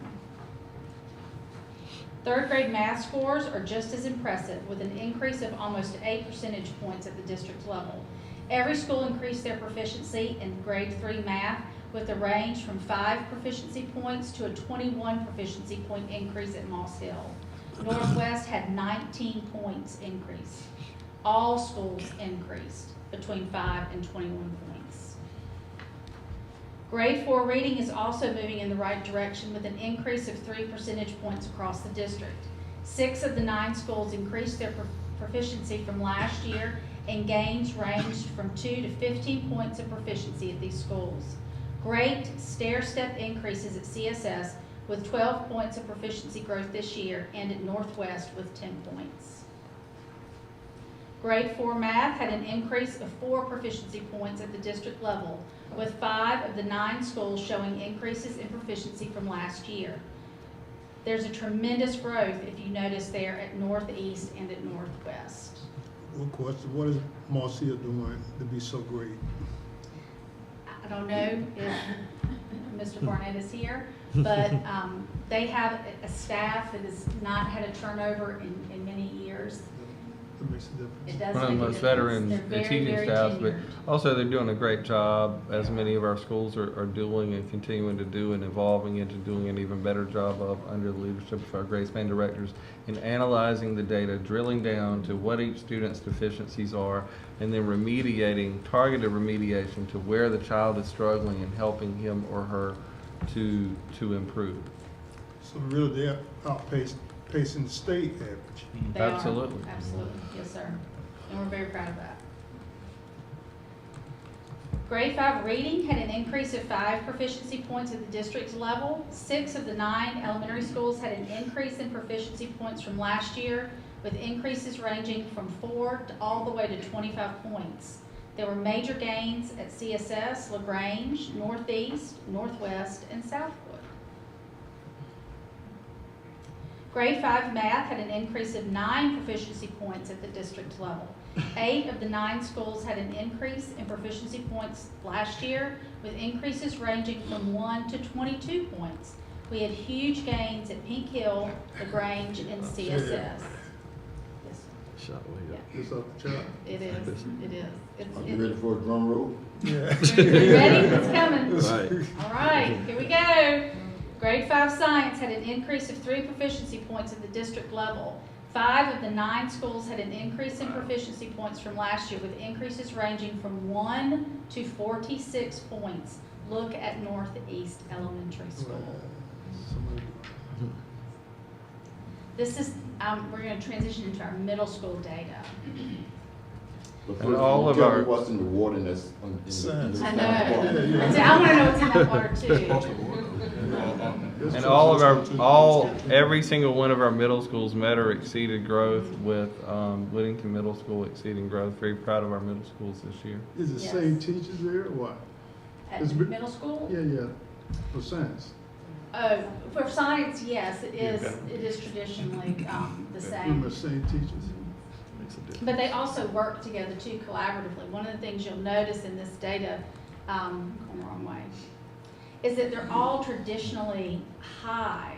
And so our science teachers work in professional learning communities to share their strategies with each other. And So at they're not working in and at these school silos. improvement plan presentations, if y'all can come, we'll share with you what we've been doing with support and what the schools have been doing with weekly PLC meetings, professional learning community discussions about what they're teaching, what's being taught by whom, how, under what conditions, how is it effective, how do you know, how can you prove it, what are you doing if your initial stab at the instruction doesn't work, what do you do then on your second try, and then what do you do on successive tries. And that's what we've been doing with curriculum support and walkthroughs and additional teacher support and pull out, push in, during the day remediation, bringing in retired teachers. We had 100 retired educators working with us last year. So we're really doing everything that we can, a broad range of things, and we'll be glad to share all of those with you. Absolutely. Thank you. At one of our middle school sites, this is sixth grade reading, grade level proficiency. We were in line with the state average from the 22-23 school year. Across the other sites, we either matched or slightly exceeded the grade level proficiency from the last year. As a district, our GLP for sixth grade reading is up about 3 points over last year's data. Sixth grade math is trending in the right direction for Lenore County Public Schools. Across the majority of our sites, scores were up over 10 points. Seventh grade reading, we have work to do in seventh grade reading. Last year we were close to the state average, but this year the gap has grown. This data is compelling and is a reminder that we need training for our secondary teachers in strong literacy practices and the science research behind these practices. And we started that professional learning when school started, when our team from the Southeast region, DPI representatives came and did a day-long professional learning opportunity that all of our secondary teachers, our middle school and high school teachers, on how to teach in an extended block. These classroom The 90 times. minutes, how to utilize the 90 minutes for the most effective instructional opportunities. That's a long time, how to break that apart and use it so that we're not missing and wasting opportunities with large gaps of time. That's right. We have continued to do work in our seventh grade classrooms in math. 2 sites were slightly up this year, while 2 sites were down dramatically. Only 1 site is above the North Carolina average from last year, while others are at least 9 points off of the state average. So we know that 7th grade is an area for us. 8th grade reading, mostly positive trend in 8th grade reading, grade level proficiency. Lenore County Public Schools was 5 points off from the North Carolina average from 22-23, and we have 2 sites that were above the state average last year. Highest 8th grade math, grade level proficiency in 4 years. This is our grade 8 math and math 1. So students in the 8th grade, some students take math 1, which is a high school course. All students take grade 8 math. We are 4 points off the state average from last year. 2 middle school sites are above the 8th grade average for the state last year. The highest grade level proficiency in 8th grade math in 4 years at 2 of our schools. So we're making great gains here. And also in terms of pandemic recovery, these kids have come all the way through, who took this test have come all the way through during post-pandemic conditions and recovery time. When the other students were taking, 4 years ago, they would have taken the test after having a traditional middle school experience prior to COVID. Yes, and in 8th grade science, our grade level proficiency is the highest overall we've had in 4 years. Majority of our middle schools are above the state average from the 22-23 school year. That water.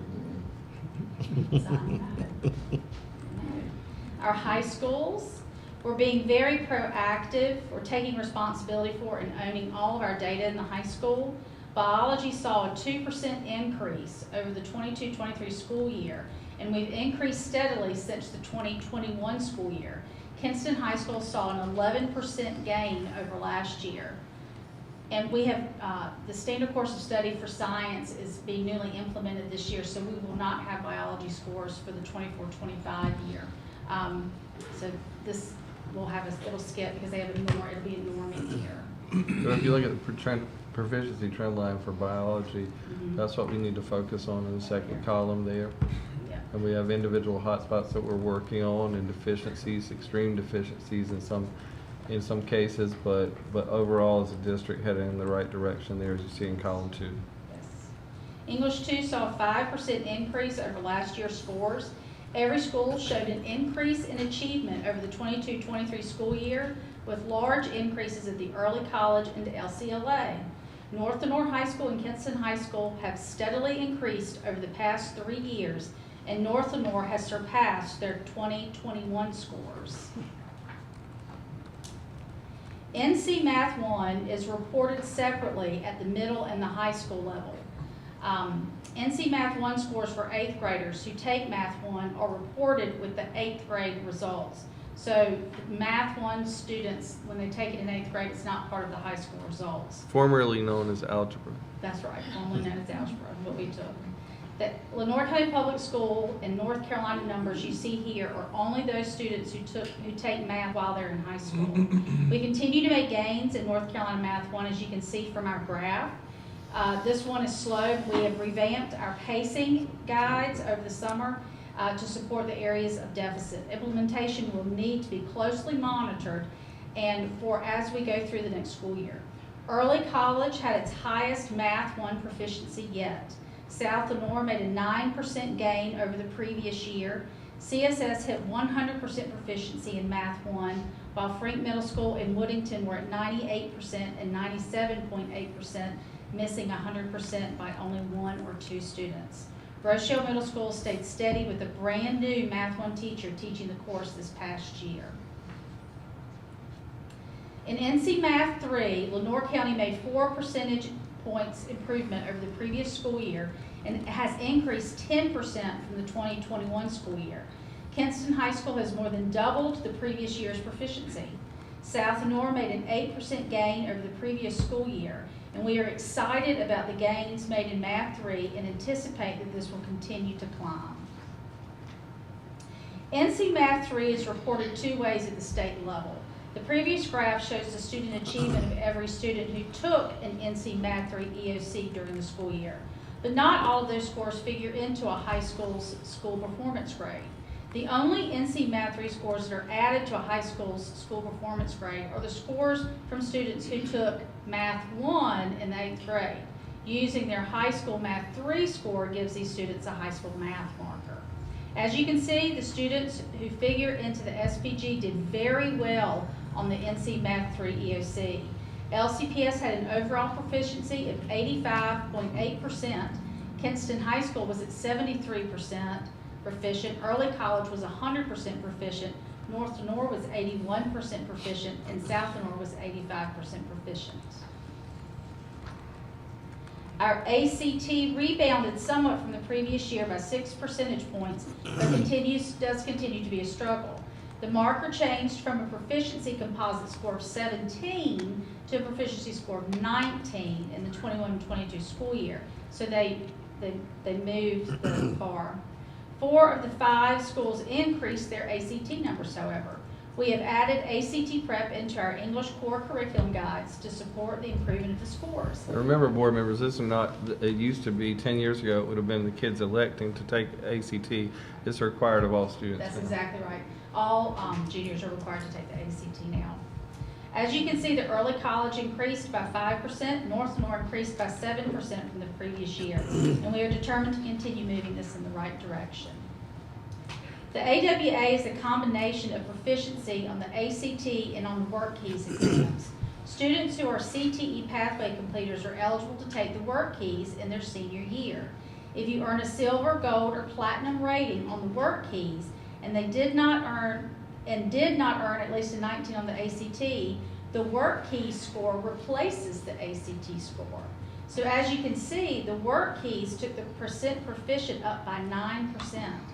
The ACT is not part of the school performance grade by itself, but the AWA is. We had a drop in work keys proficiencies this year, which dropped our overall AWA scores.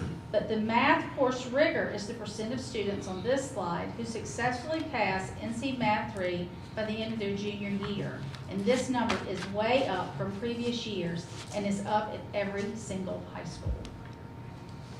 And we celebrated this earlier. One of the most exciting data points we have in high school is the four-year cohort graduation rate.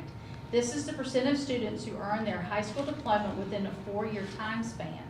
For the first time in a long time, LCPS has a graduation rate of over 90%. You can see a 6% increase at Kinston High School, putting the school at 92%. Early College High School is at 97%. They missed 100% by only one student. No, we're 100%. In the audit, they did move up to 100%. Oh, they did, we had it in the audit, they moved it to 100%. Thank you so much, Ms. Jones. I do appreciate that. Yes, the peanut gallery is very helpful, I appreciate it. LCLA is way up at 67.9%. North Lenore is up 4% to 89%, and South Lenore is up 9% to 90.5% graduation rate. Thank you to all the high school principals, our graduation success officer, and the countless teachers, counselors, and other staff members who poured into our students. It is not an easy task to keep students pushing towards graduation. And finally, I just want to mention the credentials that we have earned. Our students earned 2,789 credentials through their industrious and wonderful CTE program led by our Miss Amy Jones, our Southeast Regional CTE Director of the Year. And these are all examples of credentials that the students have earned. So I thank you. I know that was a lot of information. If you have any questions, I'll be happy to answer them at this time. Yes, sir, Ms. Anderson. Not really related to your testing data, but I remember when that 90-minute block scheduling thing came about. It was allowing students to earn those credits faster. Right. Yes, sir. That was when the local systems were requiring many more hours than the state was requiring. The state now still requires the 23, is it? Yes, sir. That's correct. 23 or 20? 22 credits. 22. 22. County requires how many? 28. 28. Prior to this year, but the law has changed. Yeah. So students can graduate with 23 credits, and they can graduate early after their junior year. Okay. You're getting ahead of me.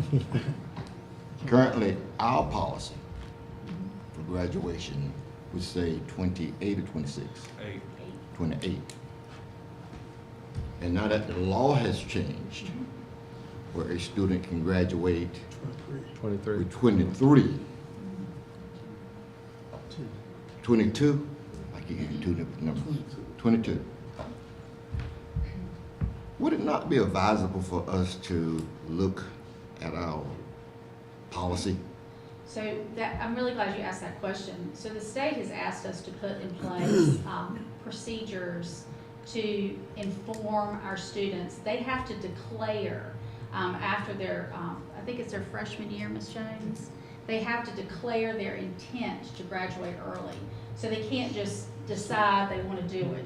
So, because there's lots of disadvantages to finishing high school in 3 years.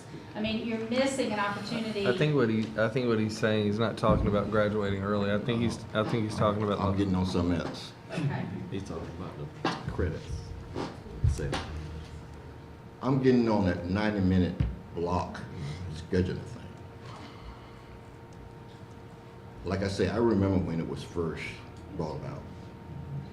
But today, you're asking a heck of a lot of a teacher for 90 minutes with kids with this attention span of 15-minute blocks. There are some students that works fine for. But I'm thinking our policy is lumping everybody in that same pot. When really, for some kids, they need some teachers and some kids, they need a break. Understood. Absolutely. At least you should look at some type of hybrid, where those who can handle it, handle it. Those who can't, But we do have an alternative diploma track We do have an alternative on the track. where we meet with the parents and we meet with the student, meet with counselors, and we work out a plan for that student. I'm just And saying, I think it's time for us to revisit our that would be, policy meetings. sure, I think that would be a great thing to send to the policy committee and talk about. Yes, sir, thank you. Any other questions? Okay, any questions of Mrs. Herring? Any comments? Thank you, Mrs. Herring, for Thank the presentation. you. As you can see, oh, excuse me, go ahead. I think y'all done a great job. I appreciate it. Thank you, I appreciate that, Mr. Wiggins. Anybody else have any comments they'd like to make? Okay, as you can see, there was a tremendous and a dramatic improvement in the testing data for the 2023-2024 school year.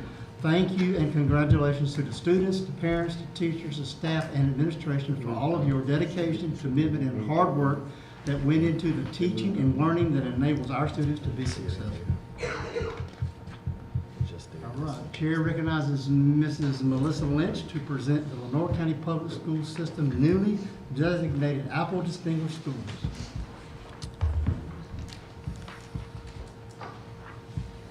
Good evening, Mr. Chairman, Mr. Vice Chairman, board members, and superintendents. Tonight, I'm here to share some very exciting news about, did someone say good morning? I did. He did. He did. Think about Yeah. tomorrow. We were already on Tuesday. He's already started the new day. All right.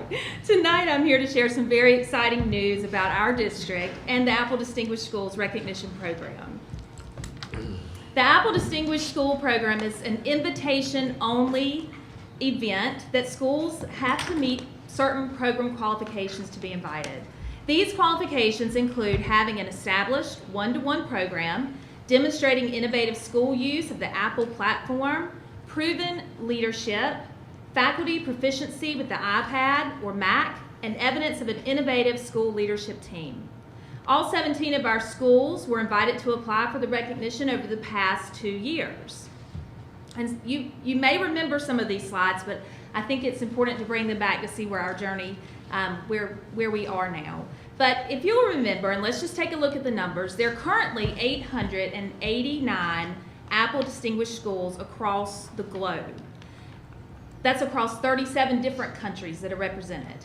And only 400, or a little less actually, are located in the United States.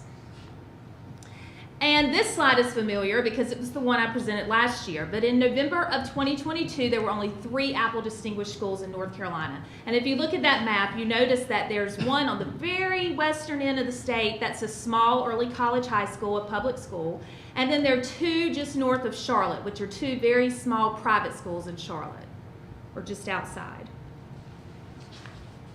We were honored last year that 12 of our schools from Lenore County Public Schools were selected to join this worldwide list of Apple Distinguished Schools. So from 3 total in North Carolina, we added 12 for a total of 16. That's true, because one additional was added. You look at the slide now and you'll see that this map looks a little different. It actually looks a lot different. You notice the 3 that were currently there, and then there's one tiny star in the northern part of the state. That too is a very small public middle school. But look at the eastern part of the state. Yes, absolutely. That is true. It's pretty awesome. I think Apple should use this graphic. But 12 Apple Distinguished Schools are located in Lenore County. And that's the most schools that are identified in one school district at any time ever. So Lenore County Public Schools, we did that last year. We were very, very proud of what we did last year in representing those schools and putting an exclamation mark on this initiative that we hold so dear. But we weren't satisfied. We're never satisfied. I do want to talk just for a second about the application process. The process is no small feat. This honor is hard to receive. School leadership teams submit an application packet. This includes a 3-minute video that highlights the innovation of teaching and learning inside of the school. It includes a written application telling the story of learning at the school and a collection of artifacts that display their reach beyond the school. The application process focuses on demonstrating how the school and classrooms are inspiring, how they spark imagination, and how they impact students, the community, and the world around us. We're thrilled this year to add 3 additional schools from Lenoir County Public Schools to this worldwide list. Congratulations to LaGrange Elementary, Rochelle Middle School, and South Lenoir High School for being added to the list of Apple Distinguished Schools.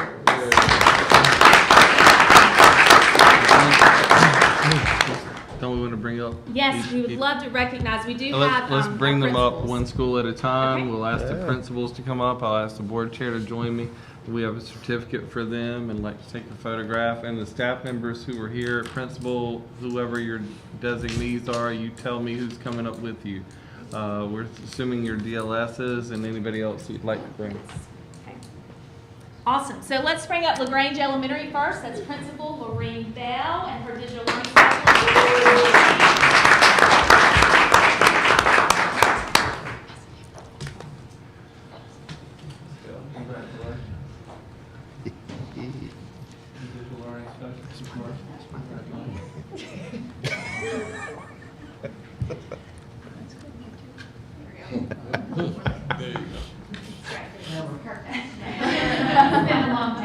Y'all move that way.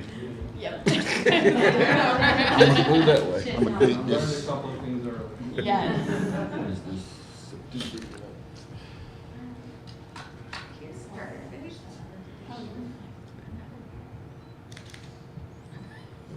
All right. Congratulations. And now we'll recognize Rochelle Middle School. We have the principal, Terry Wooter, and our learning specialist is Christian Dawson Chadwick, and she's had a death in the family, is unable to join us. She's been watching the entire session. I know.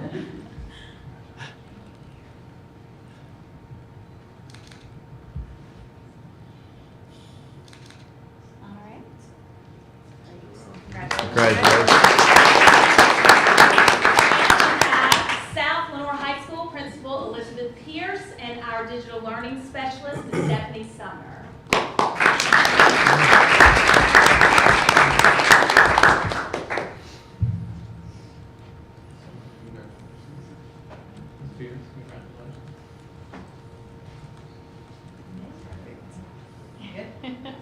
Perfect. I'll actually have you guys scoot that way a little bit.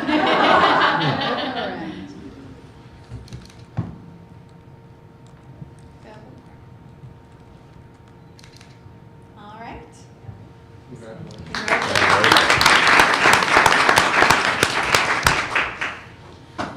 We are very proud to have representation. If you look at this list of schools, we have representation from elementary, middle, and high school, and all 3 of our attendance tracks that further demonstrate that our digital learning infrastructure in Lenoir County is strong and woven tightly into who we are as a school system.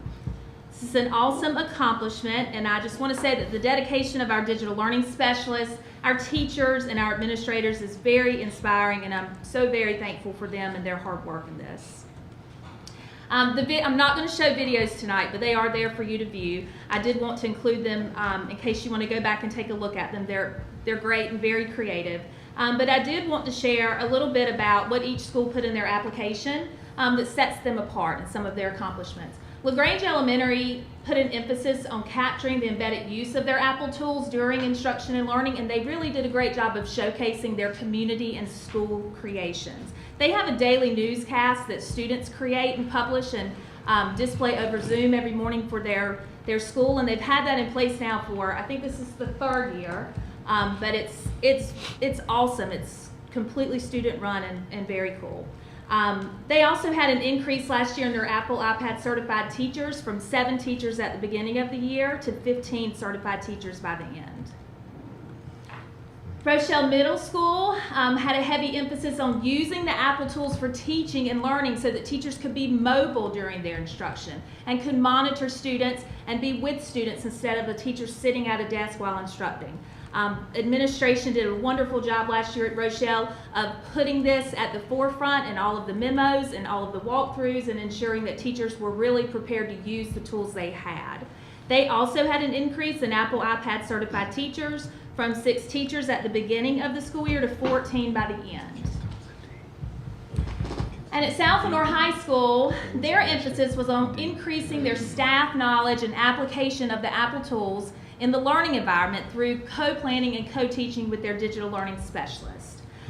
They had an impressive increase of their Apple iPad certified teachers. Their goal was to have 100% at the end of the year, and if they didn't make it, they came extremely close. They went from 10 teachers at the beginning of last year to 49 certified iPad Apple teachers by the end. And it is going to be time to celebrate soon. We look forward to formally celebrating and announcing this information with our communities, with our students and our staff, and we look forward to celebrating very soon with our schools. Thank you, board members, as always, for your support of our digital learning initiative and our support of being able to showcase the wonderful things that are going on with instruction in Lenore County. I'm happy to answer any questions. Any questions for Mrs. Lynch? Any comments? Ms. Lynch led all of these efforts for getting our 12 schools in, as did the schools and the DLSs and the principals. It was a united effort, but she led it from the district level, so I thank you, Ms. Lynch. Thank you. Appreciate that. Absolutely. Thank you. All right, thank you, Mrs. Lynch. And yet another example that Lenore County Public Schools are excelling in teaching and learning technology and students and staff engagement. Chair recognizes Mr. Brett Williams to present the North Carolina School Boards Association policies to lead the school's policy revisions. Thank you, Mr. Chairman. At this time, I am bringing forward for your consideration as an information item through our policies to lead the school's subscription, proposed policies based on recent legislative action for your review to come back at a subsequent meeting. Does anybody have any questions for Mr. Williams tonight? Any comments? All right. Thank you, Mr. Williams. In your review of these policy revisions, if you have any questions, please, as Mr. Williams said, contact him, as these revisions will be reconsidered for board action at a subsequent meeting. Chair recognizes Mrs. Helen Hooker to present the August 2024 financial report. Thank you, Mr. Chairman. Good evening, board members. Good evening. Presented tonight is the August 2024 financial report. The report summarizes budget and year-to-date activity for all Lenore County Board of Education funds as of August 31st, 2024. In addition, it presents the local unadjusted current expense fund balance as of that same date.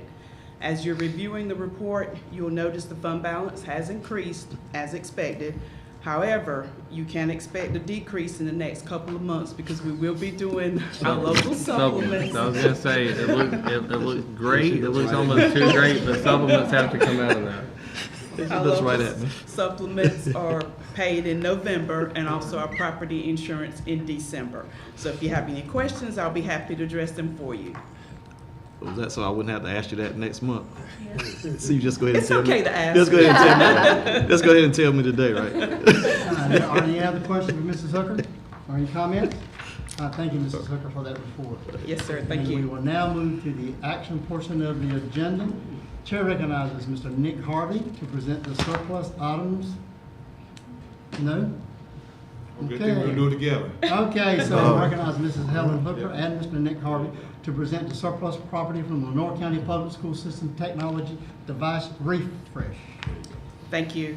So we're seeking board approval to declare 10,508 iPads and 1,211 MacBook Air laptops identified in the proposed resolution as surplus and permitted to take the steps necessary to dispose of this equipment through one of the competitive bidding processes specified in General Statutes number 106A-266. And our kids have their new iPads, as you know, and this is the reselling process. There's no such thing as trade-in. You sell to a third-party reseller that's not affiliated directly, but recommended by Apple, and it's a reseller. We'll do bids for that, but it's that's the process. We're starting that process now because our kids, they have the devices in hand, so they've not been without devices. Now we're selling the used car. Any questions from Mrs. Hooker, or maybe even Mr. Harvey. All right, thank you, Mrs. Hooker, Mr. Harvey. Is there a recommendation or motion pertaining to the technology device refresh?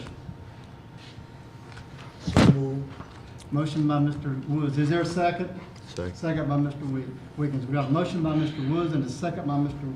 Wiggins to approve the resolution declaring personal property surplus and authorizing the initiation of the surplus property disposal process as presented. Is there any discussion? All right, hearing none, chair will call for the vote. All in favor of the motion as stated, please signify by raising your right hand. All opposed, like sign. Motion carries 7-0. Mrs. Hooker, will you please start the disposal process? Yes, sir. Well, the selling process. Yeah, the selling process. Now the chair will recognize Mr. Nick Harvey to present the Lenore County Public School System School Bus Wi-Fi Vendor Contract Selection. We're really excited about this. This is a $180,000 grant, and that is something that Cindy's going to present and Mr. Harvey's going to present. But this is something we've been working on for a long time to add Wi-Fi to our buses. It's been a layer. We've added those multi-camera systems to the buses, but we just didn't have the Wi-Fi on there. And for ones that we did have it, it was not reliable. But this will be great, high-speed Wi-Fi on the buses, and we're excited about that. So, as Mr. Williams indicated, part of our record-breaking $58 million in grant earnings last year, LCPS Transportation Department received a Smart School Bus Grant to install Wi-Fi on 55 of our school buses. It also includes live view camera systems with Wi-Fi. We will pilot that on several of our buses. A request for proposal was posted in May to request bids from vendors. We had 3 responses from Khajiit, US Cellular, and Wave. After review, Khajiit met all the requirements of the bid. NCDPI provided the grant and funds, which must be spent by 9/30/24. We're asking for board approval to select Khajiit as our vendor for the installation of Wi-Fi on LCPS school buses. And 100% of those funds are grant provided. We'll entertain any questions you may have. Any questions for Mr. Harvey or Mrs. Bruner? Okay, thank you, Mr. Harvey, Mr. Bruner. Is there a recommendation or motion pertaining to the school bus Wi-Fi vendor selection? Move to approve. Motion by Mr. Smith. Is there a second? Second. Second by Mrs. Cash. We have a motion by Mr. Smith and a second by Mrs. Cash to approve Khajiit to install Wi-Fi on 55 of the Lenore County Public School System buses as presented. Any discussion? Not hearing none, chair will call for the vote. All in favor of the motion as stated, please signify by raising your right hand. All opposed, like sign. Motion carries 7-0. Mr. Harvey, please notify the vendor of this action. Thank you, Mr. Chairman. Thank you. All right. Chair recognizes Mr. Nick. Yes, sir. I just thought I did have one question. Ms. Bruner? How many buses do we have? I said 130 right now, so this is a ways to go, but. Yeah, I was just gonna ask, how do you select which ones that the 55 that you're gonna put them on? That was it. According to the grant, we have to install it on the EC buses, so that will be 20 of them, and then we'll take the longest routes for the rest, because those children are on the buses longer and they can utilize it in their studies. And Okay, great, thank you. Anything else? Okay, now, chair recognizes Mr. Nick Harvey to present the janitorial services contract. Thank you, Mr. Chairman. A request for proposal was posted to solicit bids from vendors for our custodial subcontractor. We received bids from JWG Janitorial, American Facility Service, Green's Commercial Cleaning, Jana King, and North State. Tonight, we were requesting that the board approve JWG Janitorial as our custodian subcontractor. LCPS currently uses JWG and has been satisfied with their services. All right, any questions, Mr. Harvey? And I believe too, the contract that you're going to use is going to be slightly different from the one that's posted. That's right. Yeah. It's So going to be a more, I guess, more concise. It takes out. I think there are some terms that may not apply to custodial services. So I think administration's requesting the the board approve this contract, subject to board attorney review. That's right. Okay. All right. Any questions? All right, thank you. The Mr. terms Parker. won't change, just some of the requirements. Some of the requirements, okay. So is there a recommendation or motion pertaining to the janitorial services contract? Motion to approve. Motion by Mrs. Cash. Is there a second? Second. Second by Mr. Smith. We got a motion by Mrs. Cash and a second by Mr. Smith to approve the JWG janitorial services contract with attorney approval as presented. Any discussion? Not hearing none, chair will call for the vote. All in favor of the motion as stated, please signify by raising your right hand. All opposed, like sign. Motion carries 7-0. Bless you. Mr. Arbor, please magnify the janitorial services action. Thank you, Mr. Chairman. Chair recognizes Mrs. Frances Herring to present an out-of-state school field trip request for North Monroe High School and South Monroe High School. Thank you, Mr. Chairman and members of the board. North Monroe High School and South Monroe High School are combining their efforts and resources to attend the National FFA Convention at the Indiana Convention Center together. They're taking 10 FFA students. The students will, the trip is actually next month. It's October 22nd through the 26th. We have 3 chaperones going, Ms. Jenkins, Ms. Farper, and Ms. Ward. Students will research the National FFA organization and the impact it has on the agriculture industry. Students will prepare for competitions at the national level, and students will develop their public speaking and teamwork skills and awareness of agricultural industry. I respectfully ask the board to approve this out-of-state field trip for North Monroe and South Monroe. It's a great thing for our kids. Our kids are placed at the national level year after year after year. It's an amazing opportunity. Yeah, and they are flying. They're taking, yes. Yes, sir. Any more questions for Mrs. Herring? All right, thank you, Mrs. Herring. Is there a recommendation or motion pertaining to the out-of-state field trip request? Make a motion. Motion by Mr. Wiggins. Is there a second? Second by Mr. Woods. There's a motion by Mr. Wiggins and a second by Mr. Woods to approve the North Monroe High School and the South Monroe High School out-of-state field trip request as presented. Any discussion? Hearing none, chair will call for the vote. All in favor of the motion as stated, please signify by raising your right hand. All opposed, like sign. Motion carries 7-0. Thank you so much. And Mrs. Herring, please notify these schools of this action. Sure will. Is there a recommendation or motion pertaining to closed session? Mr. Chairman. Yes, Mr. Anderson. Mr. Chairman, I move that Illinois County Board of Education enter into closed session under North Carolina General Statute 143-318.11 to prevent the disclosure of confidential personnel files, to consult with the board's attorney in order to preserve the attorney-client privilege, and to consider matters relating to the initial employment of an individual employee. Motion by Mr. Anderson. Is there a second? Second. Second by Mrs. Cash. Motion by Mr. Anderson, a second by Mrs. Cash to move to closed session. Any discussion? All right, hearing none, chair will call for the vote. All in favor of the motion as stated, please signify by raising your right hand. All opposed, like sign. Motion carries 7-0. We are now in closed session. Thank you.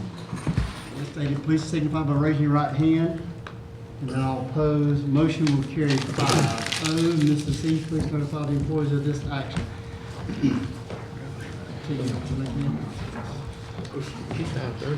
So with no further business to come before this board, is there a recommendation or motion pertaining to adjournment? So moved. Motion by Mr. Anderson, is there a second? Second. Second by Mrs. Cash. Motion by Mr. Anderson, a second by Mr. Cash. Mrs. Cash to adjourn the September 9th, 2024 regular monthly meeting. Any discussion? Hearing none, chair will call for the vote. All in favor of the motion as stated, please signify by raising your right hand. All opposed, like sign. Motion carries 7-0. We are adjourned. Everyone, please second my apologies. Thank you, guys. Thanks, everybody.